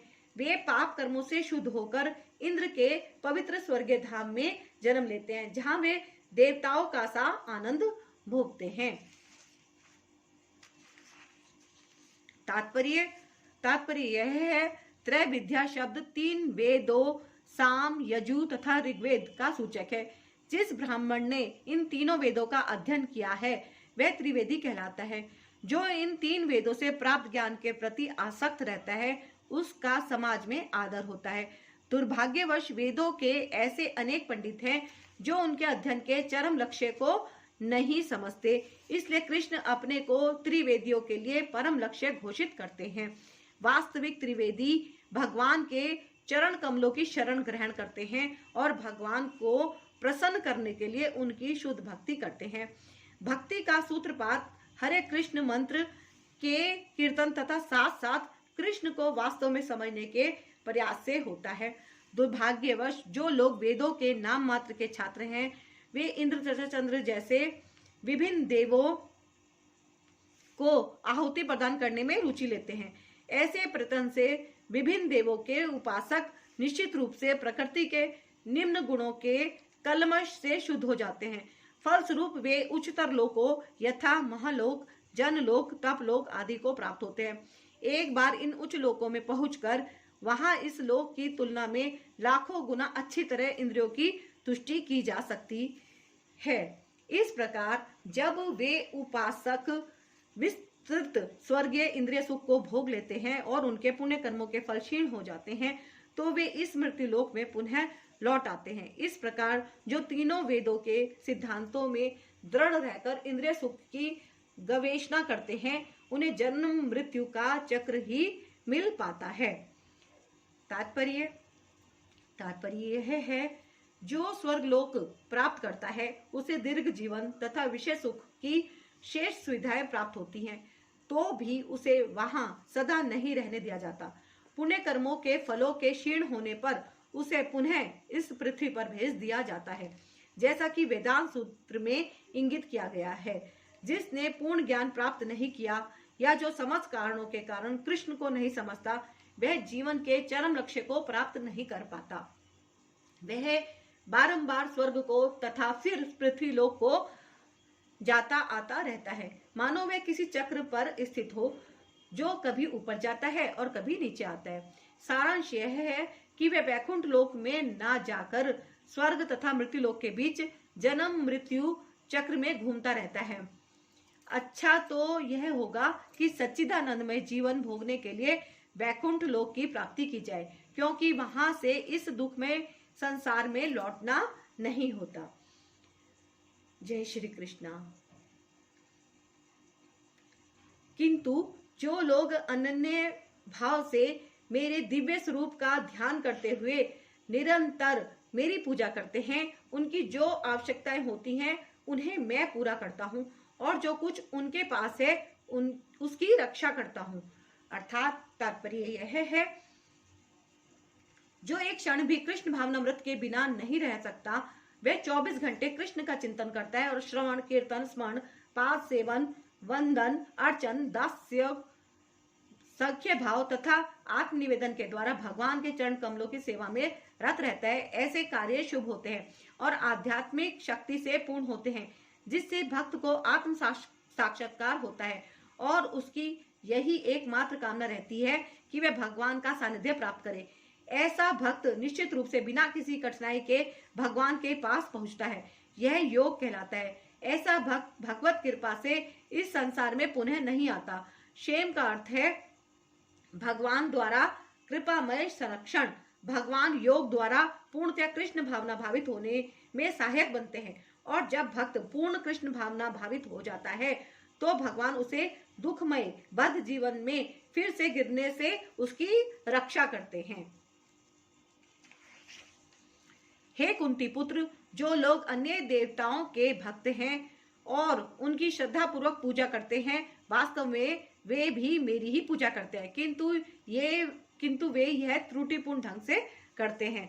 अर्थात तात्पर्य यह है, श्री कृष्ण का कथन है, जो लोग अन्य देवताओं की पूजा में लगे होते हैं वे अधिक बुद्धिमान नहीं होते, यद्यपि ऐसी पूजा अप्रत्यक्ष मेरी ही पूजा है। उदाहरणतः जब कोई मनुष्य वृक्ष की जड़ों में पानी न डालकर उसकी पत्तियों तथा टहनियों में डालता है, तो वह ऐसा इसलिए करता है क्योंकि उसे पर्याप्त ज्ञान नहीं होता या वह नियमों का ठीक से पालन नहीं करता। इसी प्रकार शरीर के विभिन्न अंगों की सेवा करने का अर्थ है आमाशय में भोजन की पूर्ति करना। इसी तरह विभिन्न देवता भगवान की सरकार के विभिन्न अधिकारी तथा निर्देशक हैं। मनुष्य को अधिकारियों या निर्देशकों द्वारा नहीं, अपितु सरकार द्वारा निर्मित नियमों का पालन करना होता है। इसी प्रकार हर एक को परमेश्वर की ही पूजा करनी होती है। इससे भगवान के सारे अधिकारी तथा निर्देशक स्वतः प्रसन्न होंगे। अधिकारी तथा निर्देशक तो सरकार के प्रतिनिधि होते हैं, अतः इन्हें घूस देना अवैध है। यहाँ पर इसी को अविधि पूर्वकम कहा गया है। दूसरे शब्दों में कृष्ण अन्य देवताओं की व्यर्थ पूजा का समर्थन नहीं करते। मैं ही समस्त यज्ञों का एकमात्र भोक्ता तथा स्वामी हूँ। अतः जो लोग मेरे वास्तविक दिव्य स्वभाव को नहीं पहचान पाते वे नीचे गिर जाते हैं। अर्थात तात्पर्य यह है, यहाँ यह स्पष्ट कहा गया है कि वैदिक साहित्य में अनेक प्रकार की यज्ञ अनुष्ठानों का आदेश है, किंतु वस्तुतः वे सब भगवान को ही प्रसन्न करने के निमित्त है। यज्ञ का अर्थ है विष्णु। भगवद गीता के 3 अध्याय में यह स्पष्ट कथन है कि मनुष्य को चाहिए कि यज्ञ विष्णु को प्रसन्न करने के लिए ही कर्म करे। मानवीय सभ्यता का समग्र रूप वर्णाश्रम धर्म है और यह विशेष रूप से विष्णु को प्रसन्न करने के लिए है। इसलिए इस श्लोक में कृष्ण कहते हैं, मैं समस्त यज्ञों का भोक्ता हूँ, क्योंकि मैं परम प्रभु हूँ। किंतु अल्पज्ञ इस तथ्य से अवगत ना होने के कारण क्षणिक लाभ के लिए देवताओं को पूजते हैं। अतः वे संसार में आ गिरते हैं और उन्हें जीवन का लक्ष्य प्राप्त नहीं हो पाता। यदि किसी को अपनी भौतिक इच्छा की पूर्ति करनी हो तो अच्छा यही होगा कि वह इसके लिए परमेश्वर से प्रार्थना करे। यद्यपि वह शुद्ध भक्ति नहीं है और इस प्रकार उसे वांछित फल प्राप्त हो सकेगा। जो देवताओं की पूजा करते हैं वे देवताओं के बीच जन्म लेंगे। जो पितरों को पूजते हैं वे पितरों के पास जाते हैं। जो भूत प्रेतों की उपासना करते हैं वे उन्हीं के बीच जन्म लेते हैं। और जो मेरी पूजा करते हैं वे मेरे साथ निवास करते हैं। अर्थात तात्पर्य यह है, यदि कोई चंद्रमा, सूर्य या अन्य लोगों को जाना चाहता है तो वह अपने गंतव्य को बताए गए विशिष्ट वैदिक नियमों का पालन करके प्राप्त कर सकता है। इनका विशद वर्णन वेदों के कर्मकांड अंश दर्श पौर्णमासी में हुआ है, जिसमें विभिन्न लोकों में स्थित देवताओं के लिए विशिष्ट पूजा का विधान है। इसी प्रकार विशिष्ट यज्ञ करके पितृलोक प्राप्त किया जा सकता है। इसी प्रकार मनुष्य भूत प्रेत लोकों में जाकर यक्ष, रक्ष या पिशाच बन सकता है। पिशाच पूजा को काला जादू कहते हैं। अनेक लोग इस काले जादू का अभ्यास करते हैं और सोचते हैं कि यह अध्यात्म है, किंतु ऐसे कार्यकलाप नितांत भौतिकतावादी हैं। इसी तरह शुद्ध भक्त केवल भगवान की पूजा करके निसंदेह बैकुंठ लोक तथा कृष्ण लोक की प्राप्ति करता है। इस श्लोक के माध्यम से यह समझना सुगम है कि जब देवताओं की पूजा करके कोई स्वर्ग प्राप्त कर सकता है तो फिर शुद्ध भक्त कृष्ण या विष्णु के लोक क्यों नहीं प्राप्त कर सकता। दुर्भाग्यवश अनेक लोगों को कृष्ण तथा विष्णु के दिव्य लोकों की सूचना नहीं है, अतः ना जानने के कारण वे नीचे गिर जाते हैं। यहाँ तक कि निर्विशेषवादी भी ब्रह्म ज्योति से नीचे गिरते हैं। इसलिए कृष्ण भावनामृत आंदोलन इस दिव्य सूचना को समूचे मानव समाज में वितरित करता है कि केवल हरे कृष्ण मंत्र के जाप से ही मनुष्य सिद्ध हो सकता है और भगवत धाम को वापस जा सकता है।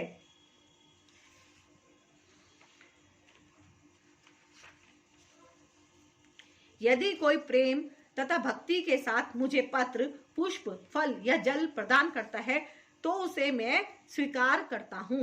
अर्थात तात्पर्य यह है, नित्य सुख के लिए स्थायी आनंदमय धाम प्राप्त करने हेतु बुद्धिमान व्यक्ति के लिए यह अनिवार्य है कि वह कृष्ण भावना भावित होकर भगवान की दिव्य प्रेमा भक्ति में तत्पर रहे। ऐसा आश्चर्यमय फल प्राप्त करने की विधि इतनी सरल है कि निर्धन से निर्धन व्यक्ति को योग्यता का विचार किए बिना इसे पाने का प्रयास करना चाहिए। इसके लिए एकमात्र योग्यता इतनी ही है कि वह भगवान का शुद्ध भक्त हो। इससे कोई अंतर नहीं पड़ता कि कोई क्या है और कहाँ स्थित है। यह विधि इतनी सरल है कि यदि प्रेम पूर्वक एक पत्ती, थोड़ा सा जल या फल ही भगवान को अर्पित किया जाता है तो भगवान उसे सहर्ष स्वीकार करते हैं। अतः किसी को भी कृष्ण भावनामृत से रोका नहीं जा सकता, क्योंकि यह सरल है और व्यापक है। ऐसा कौन मूर्ख होगा जो इस सरल विधि से कृष्ण भावना भावित नहीं होना चाहेगा और सच्चिदानंदमय जीवन की परम सिद्धि नहीं चाहेगा। कृष्ण को केवल प्रेमा भक्ति चाहिए और कुछ भी नहीं। कृष्ण तो अपने शुद्ध भक्त से एक छोटा सा फूल तक ग्रहण करते हैं, किंतु अभक्त से वे कोई भेंट नहीं चाहते। उन्हें किसी से कुछ भी नहीं चाहिए, क्योंकि वे आत्मतुष्ट हैं। तो भी वे अपने भक्त की भेंट प्रेम तथा स्नेह के विनिमय में स्वीकार करते हैं। कृष्ण भावनामृत विकसित करना जीवन का चरम लक्ष्य है। इस श्लोक में भक्ति शब्द का उल्लेख 2 बार यह घोषित करने के लिए हुआ है कि भक्ति ही कृष्ण के पास पहुंचने का एकमात्र साधन है। किसी अन्य शर्त से, यथा ब्राह्मण, विद्वान, धनी या महान विचारक होने से कृष्ण किसी प्रकार की भेंट लेने को तैयार नहीं होते। भक्ति ही मूल सिद्धांत है, जिसके बिना वे किसी से कुछ भी लेने के लिए प्रेरित नहीं किए जा सकते।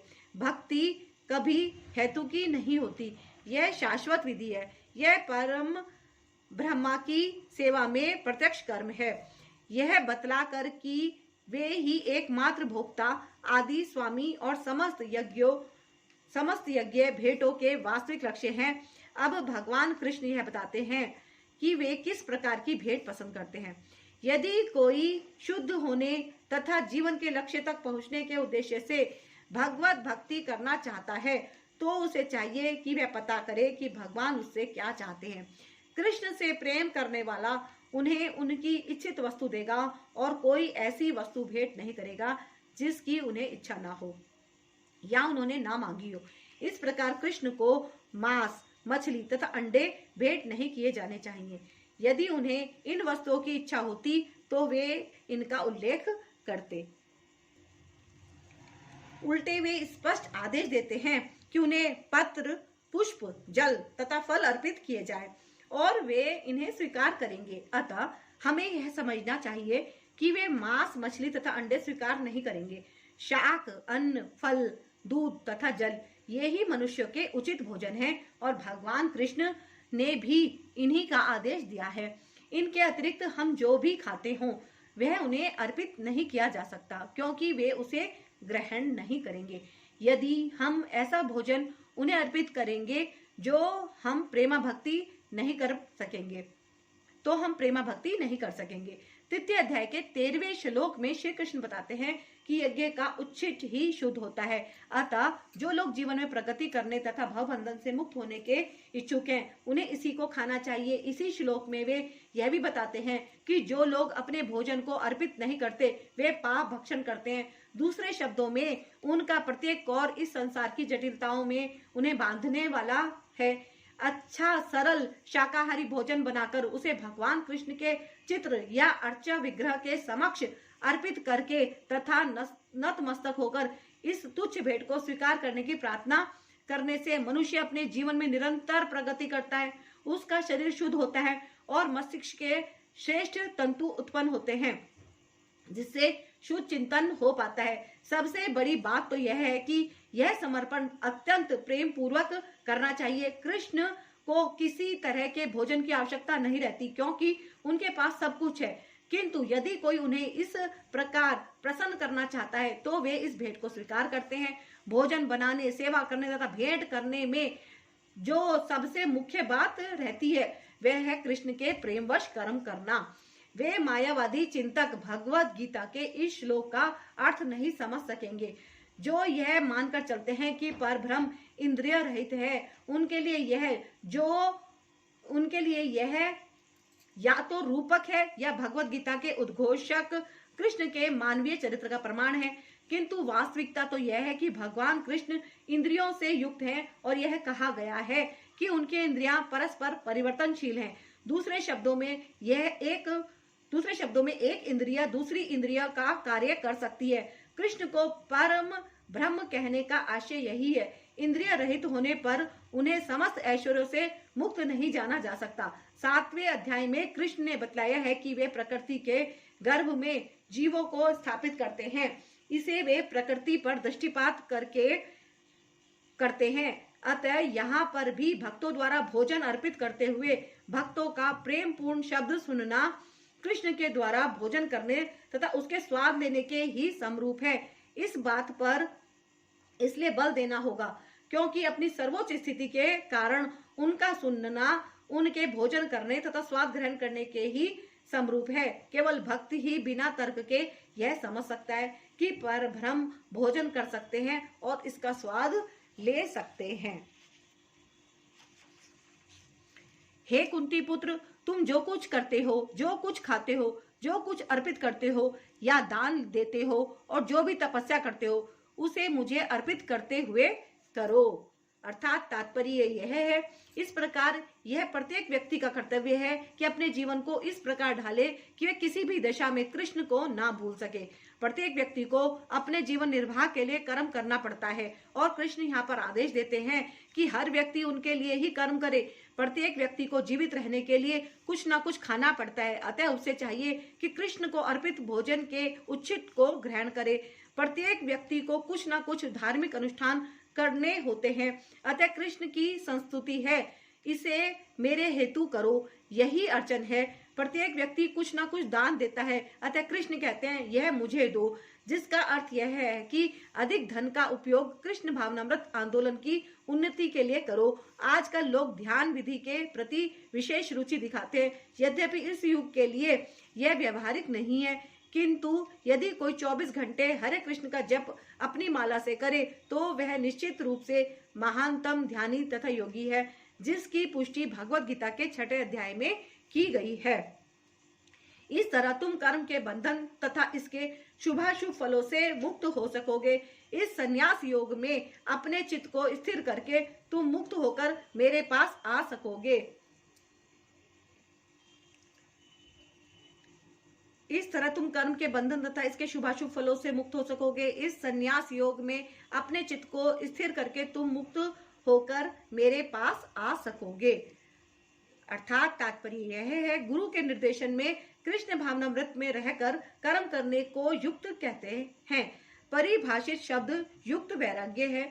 श्री रूप गोस्वामी ने इसकी व्याख्या इस प्रकार की है। श्री रूप गोस्वामी कहते हैं कि जब तक हम इस जगत में हैं तब तक हमें कर्म करना पड़ता है, हम कर्म करना बंद नहीं कर सकते। अतः यदि कर्म करके उसके फल कृष्ण को अर्पित कर दिए जाएं तो यह है युक्त वैराग्य कहलाता है। वस्तुतः संन्यास में स्थित होने पर ऐसे कर्मों से चित्त रूपी दर्पण स्वच्छ हो जाता है और कर्ता ज्यों ज्यों क्रमश आत्म साक्षात्कार की ओर प्रगति करता जाता है, त्यों त्यों वह परमेश्वर के प्रति पूर्णतया समर्पित होता रहता है। अतः अंत में वह मुक्त हो जाता है और यह मुक्ति भी विशिष्ट होती है। इस मुक्ति से वह ब्रह्म ज्योति में तदाकार नहीं होता, अपितु भगवत धाम में प्रवेश करता है। यहाँ स्पष्ट उल्लेख है, माम उपैष्यासि, वह मेरे पास आता है, अर्थात मेरे धाम वापस आता है। मुक्ति की 5 विभिन्न अवस्थाएं हैं और यहाँ यह स्पष्ट किया गया है कि जो भक्त जीवन भर परमेश्वर के निर्देशन में रहता है वह ऐसी अवस्था को प्राप्त हुआ रहता है जहां से वह शरीर त्यागने के बाद भगवत धाम जा सकता है और भगवान की प्रत्यक्ष संगति में रह सकता है। जिस व्यक्ति में अपने जीवन को भगवत सेवा में रत रखने के अतिरिक्त अन्य कोई रुचि नहीं होती, वही वास्तविक सन्यासी है। ऐसा व्यक्ति भगवान की परम इच्छा पर आश्रित रहते हुए अपने को उनका नित्य दास मानता है। अतः वह जो कुछ करता है भगवान के लाभ के लिए करता है, वह जो कुछ कर्म करता है भगवान की सेवा करने के लिए करता है। वह सकाम कर्मों या वेद वर्णित कर्तव्यों पर ध्यान नहीं देता। सामान्य मनुष्यों के लिए वेद वर्णित कर्तव्यों को संपन्न करना अनिवार्य होता है, किंतु शुद्ध भक्त भगवान की सेवा में पूर्णतया रत होकर भी कभी कभी वेदों द्वारा अनुमोदित कर्तव्यों का विरोध करता प्रतीत होता है, जो वस्तुतः विरोध नहीं है। अतः वैष्णव आचार्यों का कथन है कि बुद्धिमान से बुद्धिमान व्यक्ति भी शुद्ध भक्त की योजनाओं तथा कार्यों को नहीं समझ सकता। ठीक शब्द है तारम। जो व्यक्ति भगवान की सेवा में रत रहता है या जो निरंतर योजना बनाता रहता है कि किस तरह भगवान की सेवा की जाए, उसे ही वर्तमान में पूर्णतया मुक्त मानना चाहिए और भविष्य में उसका भगवत धाम जाना ध्रुव है। जिस प्रकार कृष्ण आलोचना से परे हैं, उसी प्रकार वह भक्त की सारी भौतिक आलोचना से परे हो जाता है। उसी प्रकार वह भक्त भी सारी भौतिक आलोचना से परे हो जाता है। मैं ना तो किसी से द्वेष करता हूँ, ना ही किसी के साथ पक्षपात करता हूँ। मैं सबों के लिए संभाव हूँ, किंतु जो भी भक्ति पूर्वक मेरी सेवा करता है वह मेरा मित्र है, मुझ में स्थित रहता है और मैं भी उसका मित्र हूँ। अर्थात तात्पर्य यह है, यहाँ यह प्रश्न किया जा सकता है कि जब कृष्ण का सबों के लिए संभाव है और उनका कोई विशिष्ट मित्र नहीं है, तो फिर वे उन भक्तों में विशेष रुचि क्यों लेते हैं जो उनकी दिव्य सेवा में सदैव लगे रहते हैं। किंतु यह भेदभाव नहीं है, यह तो सहज है। इस जगत में हो सकता है कि कोई व्यक्ति अत्यंत उपकारी हो, किंतु तो भी वह अपनी संतानों में विशेष रुचि लेता है। भगवान का कहना है कि प्रत्येक जीव चाहे वह जिस योनि का हो उनका पुत्र है, अतः वे हर एक को जीवन की आवश्यक वस्तुएं प्रदान करते हैं। वे उस बादल के सदृश हैं जो सबों के ऊपर जल वृष्टि करता है, चाहे वह वृष्टि चट्टान पर हो या स्थल पर या जल में हो, किंतु भगवान अपने भक्तों का विशेष ध्यान रखते हैं। ऐसे ही भक्तों का यहाँ उल्लेख हुआ है। वे सदैव कृष्ण भावना मृत में रहते हैं, फलतः वे निरंतर कृष्ण में लीन रहते हैं। कृष्ण भावनामृत शब्द ही बताता है कि जो लोग ऐसे भावनामृत में रहते हैं वे सजीव अध्यात्मवादी हैं और उन्हीं में स्थित हैं। भगवान यहाँ स्पष्ट रूप से कहते हैं मई ते, अर्थात वे मुझ में है, फलतः भगवान भी उनमें है। इससे ये यथा माँ प्रपद्यन्ते तास्वधैव भज्याम्यहम् की भी व्याख्या हो जाती है। जो भी मेरी शरण में आ जाता है उसको मैं उसी रूप में रखवाली करता हूँ। यह दिव्य आदान प्रदान भाव विद्यमान रहता है क्योंकि भक्त तथा भगवान दोनों सचेतन है। जब हीरे को सोने की अंगूठी में जड़ दिया जाता है तो वह अत्यंत सुंदर लगता है। इससे सोने की महिमा बढ़ती है किंतु साथ ही हीरे की भी महिमा बढ़ती है। भगवान तथा जीव निरंतर चमकते रहते हैं और जब कोई जीव भगवान की सेवा में प्रवृत्त होता है तो वह सोने की भांति दिखता है। भगवान हीरे के समान है, अतः यह संयोग अत्युत्तम होता है। शुद्ध अवस्था में जीव भक्त कहलाते हैं। परमेश्वर अपने भक्तों के भी भक्त बन जाते हैं। यदि भगवान तथा भक्त में आदान प्रदान का भाव ना रहे तो सगुणवादी दर्शन ही ना रहे। मायावादी दर्शन में परमेश्वर तथा जीव के मध्य ऐसा आदान प्रदान का भाव नहीं मिलता, किंतु सगुणवादी दर्शन में ऐसा होता है।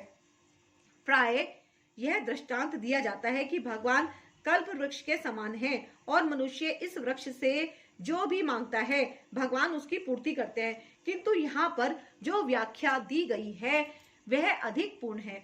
यहाँ पर भगवान को भक्त का पक्ष लेने वाला कहा गया है।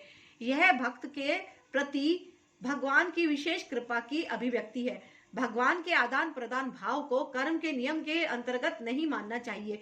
यह तो उस दिव्य अवस्था से संबंधित रहता है जिसमें भगवान तथा उनके भक्त कर्म करते हैं। भगवत भक्ति इस जगत का कार्य नहीं है। यह तो उस आध्यात्म जगत का अंश है जहाँ शाश्वत आनंद तथा ज्ञान का प्राधान्य रहता है। जय श्री कृष्ण। यदि कोई जघन्य से जघन्य कर्म करता है किंतु यदि वह भक्ति में रत रहता है तो उसे साधु मानना चाहिए क्योंकि वह अपने संकल्प में अडिग रहता है। अर्थात तात्पर्य यह है, इस श्लोक का सदुराचार शब्द अत्यंत महत्वपूर्ण है, अतः हमें इसे ठीक से समझना होगा। जब मनुष्य बद्ध रहता है तो उसके दो प्रकार के कर्म होते हैं, प्रथम बद्ध और द्वितीय स्वाभाविक। जिस प्रकार शरीर की रक्षा करने या समाज तथा राज्य के नियमों का पालन करने के लिए तरह तरह के कर्म करने होते हैं, उसी प्रकार से बद्ध जीवन के प्रसंग में भक्तों के लिए कर्म होते हैं जो बद्ध कहलाते हैं। इनके अतिरिक्त जो जीव अपने आध्यात्मिक स्वभाव से पूर्णतया भिन्न रहता है और कृष्ण भावनामृत में या भगवत भक्ति में लगा रहता है, उसके लिए भी कर्म होते हैं जो दिव्य कहलाते हैं। ऐसे कार्य उसकी स्वाभाविक स्थिति में संपन्न होते हैं और शास्त्रीय दृष्टि से भक्ति कहलाते हैं। बद्ध अवस्था में कभी कभी भक्ति और शरीर की बद्ध सेवा एक दूसरे के समांतर चलती है, किंतु पुनः कभी कभी वे एक दूसरे के विपरीत हो जाती है। जहाँ तक संभव होता है भक्त सतर्क रहता है कि वह कोई ऐसा कार्य ना करे जिससे यह अनुकूल स्थिति भंग हो। वह जानता है कि उसकी कर्म सिद्धि उसके कृष्ण भावनामृत की अनुभूति की प्रकृति पर निर्भर करती है, किंतु कभी कभी यह देखा जाता है कि कृष्ण भावनामृत में रत व्यक्ति सामाजिक या राजनीतिक दृष्टि से किंतु इस प्रकार के क्षणिक पतन से वह अयोग्य नहीं हो जाता। श्रीमद् भागवत में कहा गया है कि यदि कोई व्यक्ति पतित हो जाए किंतु यदि भगवान की दिव्य सेवा में लगा रहे तो हृदय में वास करने वाले भगवान उसे शुद्ध कर देते हैं और उस निंदनीय कार्य के लिए उसे क्षमा कर देते हैं। भौतिक कलमश इतना प्रबल है कि भगवान की सेवा में लगा योगी भी कभी कभी उसके जाल में आ फंसता है, लेकिन कृष्ण भावनामृत इतना शक्तिशाली होता है कि इस प्रकार का आकस्मिक पतन तुरंत रुक जाता है। इसलिए भक्ति योग सदैव सफल होता है। किसी भक्त के आदर्श पथ से अकस्मात गुमराह होने पर हंसना नहीं चाहिए, क्योंकि जैसे कि अगले श्लोक में बताया गया है, जो ही भक्त कृष्ण भावनामृत में पूर्णतया स्थित हो जाता है, ऐसे आकस्मिक पतन कुछ समय के पश्चात रुक जाते हैं। अतः जो व्यक्ति कृष्ण भावनामृत में स्थित है और अनन्य भाव से हरे कृष्ण मंत्र का जप करता है, उसे दिव्य स्थिति में आसीन समझना चाहिए। भले ही दैववशात उसका पतन क्यों ना हो चुका हो। साधु रेव शब्द अत्यंत प्रभात्मक है। वे ये अभक्तों को सावधान करते हैं कि आकस्मिक पतन के कारण भक्त का उपहास नहीं किया जाना चाहिए, उसे तब भी साधु ही मानना चाहिए। मंतव्य शब्द तो इससे भी अधिक बलशाली है। यदि कोई इस नियम को नहीं मानता और भक्त पर उसके पतन के कारण हंसता है तो वह भगवान के आदेश की अवज्ञा करता है। भक्त की एकमात्र योग्यता यह है कि वह अविचल तथा अनन्य भाव से भक्ति में तत्पर है। नरसिंह पुराण में निम्नलिखित कथन प्राप्त है। कहने का अर्थ यह है कि यदि भगवत भक्ति में तत्पर व्यक्ति कभी घृणित कार्य करता पाया जाए तो इन कार्यों को उन धब्बों की तरह मान लेना चाहिए जिस प्रकार चांद में खरगोश के धब्बे हैं। इन धब्बों से चांदनी के विस्तार में बाधा नहीं आती। इसी प्रकार साधु पथ से भक्त का आकस्मिक पतन उसे निंदनीय नहीं बनाता, किंतु इसी के साथ यह समझने की भूल नहीं करनी चाहिए कि दिव्य भक्ति करने वाला भक्त सभी प्रकार के निंदनीय कर्म कर सकता है। इस श्लोक में केवल इसका उल्लेख है कि भौतिक संबंधों की प्रबलता के कारण कभी कोई दुर्घटना हो सकती है। भक्ति तो इस प्रकार से माया के विरुद्ध युद्ध की घोषणा है। जब तक मनुष्य माया से लड़ने के लिए पर्याप्त बलशाली नहीं होता तब तक आकस्मिक पतन हो सकते हैं, किंतु बलवान होने पर ऐसे पतन नहीं होते। जैसा कि पहले कहा जा चुका है, मनुष्य को इस श्लोक का दुरुपयोग करते हुए अशोभनीय कर्म नहीं करना चाहिए और यह नहीं सोचना चाहिए कि इतने पर भी वह भक्त बना रह सकता है। यदि वह भक्ति के द्वारा अपना चरित्र नहीं सुधार लेता तो उसे उच्च कोटि का भक्त नहीं मानना चाहिए। वह तुरंत धर्मात्मा बन जाता है और स्थायी शांति को प्राप्त होता है।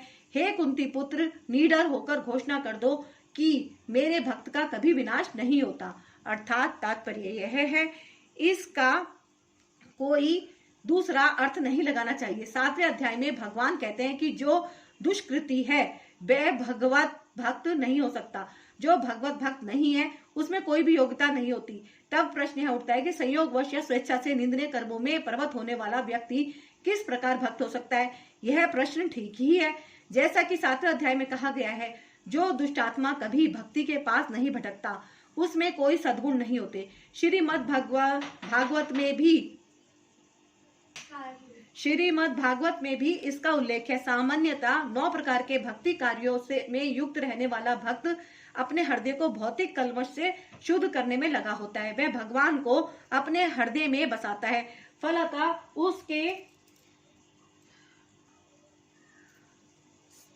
उसके सारे पाप पूर्ण कलमश धुल जाते हैं। निरंतर भगवान का चिंतन करने से वह स्वतः शुद्ध हो जाता है। वेदों के अनुसार ऐसा विधान है कि यदि कोई अपने उच्च पद से नीचे गिर जाता है तो अपनी शुद्धि के लिए उसे कुछ अनुष्ठान करने होते हैं, किंतु यहाँ पर ऐसा कोई प्रतिबंध नहीं है, क्योंकि शुद्धि की क्रिया भगवान का निरंतर स्मरण करते रहने से पहले से ही भक्त के हृदय में चलती रहती है। अतः हरे कृष्ण कृष्ण कृष्ण हरे हरे, हरे राम राम राम हरे हरे, इस मंत्र का अनवरत जप करना चाहिए। यह भक्त को आकस्मिक पतन से बचाएगा। इस प्रकार वह समस्त भौतिक कलमशों से सदैव मुक्त रहेगा। हे पार्थ, जो लोग मेरी शरण ग्रहण करते हैं वे भले ही निम्न जन्मा स्त्री, वैश्य, व्यापारी तथा शूद्र, श्रमिक क्यों न हो, वे परम धाम को प्राप्त करते हैं। अर्थात तात्पर्य यह है, यहाँ पर भगवान ने स्पष्ट कहा है कि भक्ति में उच्च तथा निम्न जाति के लोगों का भेद नहीं होता। भौतिक जीवन में ऐसा विभाजन होता है, किंतु भगवान की दिव्य भक्ति में लगे व्यक्ति पर यह लागू नहीं होता।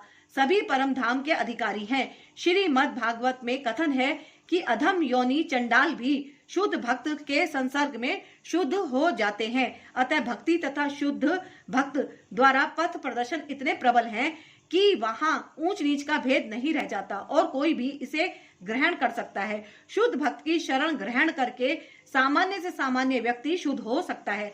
प्रकृति के विभिन्न गुणों के अनुसार मनुष्य को सात्विक अर्थात ब्राह्मण, रजोगुणी अर्थात क्षत्रिय तथा तामसी, वैश्य तथा शूद्र कहा जाता है। इनसे भी निम्न पुरुष चांडाल कहलाते हैं और वे पापी कुलों में जन्म लेते हैं। सामान्य रूप से उच्च कुल वाले इन निम्न कुल में जन्म लेने वालों की संगति नहीं करते, किंतु भक्ति योग इतना प्रबल होता है कि भगवत भक्त समस्त निम्न कुल वाले व्यक्तियों को जीवन की परम सिद्धि प्राप्त करा सकते हैं। यह तभी संभव है जब कोई कृष्ण की शरण में जाए। जैसा कि व्यापाशित्य शब्द से सूचित है, मनुष्य को पूर्णतः कृष्ण की शरण ग्रहण करनी चाहिए, जब वह बड़े से बड़े ज्ञानी तथा योगी से भी महान बन सकता है। फिर धर्मात्मा ब्राह्मणों, भक्तों तथा राजश्रियों के लिए तो कहना ही क्या है। अतः इस क्षणिक दुख में संसार में आ जाने पर मेरी प्रेम भक्ति में अपने आप को लगाओ। अर्थात तात्पर्य यह है, इस संसार में कई श्रेणियों के लोग हैं, किंतु तो भी यह संसार किसी के लिए सुखमय स्थान नहीं है।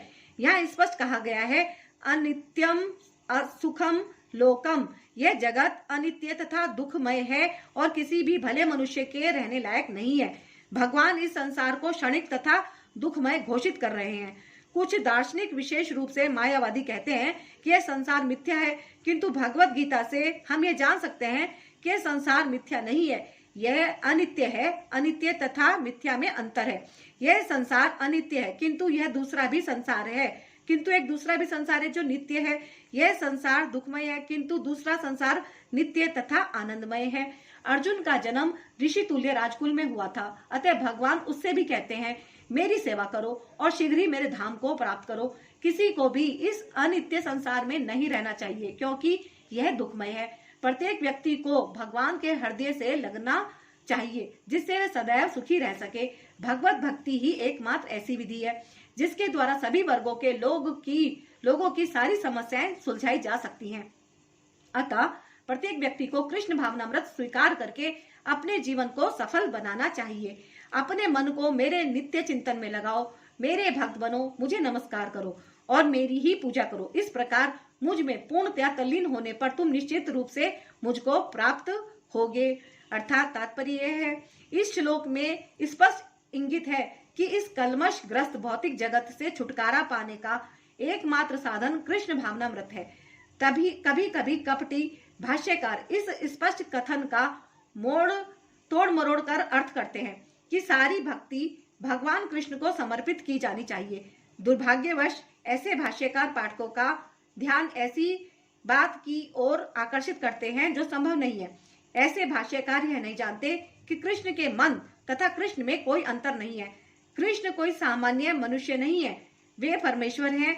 उनका शरीर, उनका मन तथा स्वयं वे एक और परम हैं, जैसा कि कूर्म पुराण में कहा गया है और भक्ति सिद्धांत सरस्वती गोस्वामी ने चैतन्य चरितामृत के अनुभाष्य में उद्धृत किया है। अर्थात परमेश्वर कृष्ण में तथा उनके शरीर में कोई अंतर नहीं है, लेकिन इस कृष्ण तत्व को न जानने के कारण भाष्यकार कृष्ण को छिपाते हैं और उनको उनके मन या शरीर से पृथक बताते हैं। यद्यपि यह कृष्ण तत्व के प्रति निर्ज्ञानता है, किंतु कुछ लोग जनता को भ्रमित करके धन कमाते हैं। कुछ लोग आसुरी होते हैं, वे भी कृष्ण का चिंतन करते हैं, किंतु ईर्ष्यावश जिस तरह की कृष्ण का मामा राजा कंस करता था, वह भी कृष्ण का निरंतर चिंतन करता रहता था, किंतु वह उन्हें अपने शत्रु रूप में सोचता था। वह सदा चिंताग्रस्त रहता था और सोचता रहता था कि ना जाने कब कृष्ण उसका वध कर दे।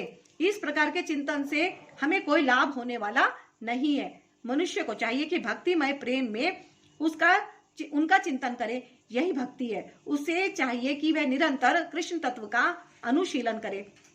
तो वह उपयुक्त अनुशीलन क्या है? यह प्रमाणिक गुरु से सीखना है। कृष्ण भगवान है और हम कई बार कह चुके हैं कि उनका शरीर भौतिक नहीं है, अपितु सच्चिदानंद स्वरूप है। इस प्रकार की चर्चा से मनुष्य को भक्त बनने की सहायता मिलेगी, अन्यथा अप्रामाणिक साधन से कृष्ण का ज्ञान प्राप्त करना व्यर्थ होगा। अतः मनुष्य को कृष्ण के आदि रूप में मन को स्थिर करना चाहिए। उसे अपने मन में यह दृढ़ विश्वास करके पूजा करने में प्रवृत्त होना चाहिए, कृष्ण ही परम है। कृष्ण की पूजा के लिए भारत में हजारों मंदिर है जहाँ पर भक्ति का अभ्यास किया जाता है। जब ऐसा अभ्यास हो रहा है तो मनुष्य को चाहिए कि कृष्ण को नमस्कार करे, उसे अर्चा विग्रह के समक्ष नतमस्तक होकर मनसा वाचा कर्मणा हर प्रकार से पर्वत होना चाहिए। इससे वह कृष्ण भाव में पूर्णतया तल्लीन हो सकेगा, इससे वह कृष्ण लोक को जा सकेगा। उसे चाहिए कि कपटी भाष्यकारों के बहकावे में ना आए। उसे श्रवण कीर्तन आदि नवधा भक्ति में प्रवृत्त होना चाहिए। शुद्ध भक्ति मानव समाज की चरम उपलब्धि है। भागवत गीता के 7वें तथा 8वें अध्यायों में भगवान की ऐसी शुद्ध भक्ति की व्याख्या की गई है जो कल्पना, योग तथा सकाम कर्म से मुक्त है। जो पूर्णतया शुद्ध नहीं हो पाते वे भगवान के विभिन्न स्वरूपों द्वारा यथा निर्विशेषवादी, ब्रह्म ज्योति तथा अंतर्यामी परमात्मा द्वारा आकृष्ट होते हैं। किंतु शुद्ध भक्त जो परमेश्वर की साक्षात सेवा करता है, कृष्ण संबंधी एक उत्तम पद्य में कहा गया है कि जो व्यक्ति देवताओं की पूजा में रत है वे सर्वाधिक अज्ञानी हैं। उन्हें कभी भी कृष्ण का चरम वरदान प्राप्त नहीं हो सकता। हो सकता है कि प्रारंभ में कोई भक्त अपने स्तर से नीचे गिर जाए तो भी उसे अन्य सारे दार्शनिकों तथा योगियों से श्रेष्ठ मानना चाहिए। जो व्यक्ति निरंतर कृष्ण भक्ति में लगा रहता है उसे पूर्ण साधु पुरुष समझना चाहिए। क्रमशः उसके आकस्मिक भक्ति विहीन कार्य कम होते जाएंगे और उसे शीघ्र ही पूर्ण सिद्धि प्राप्त होगी। वास्तव में शुद्ध भक्त के पतन का कभी कोई अवसर नहीं आता, क्योंकि भगवान स्वयं ही अपने शुद्ध भक्तों की रक्षा करते हैं।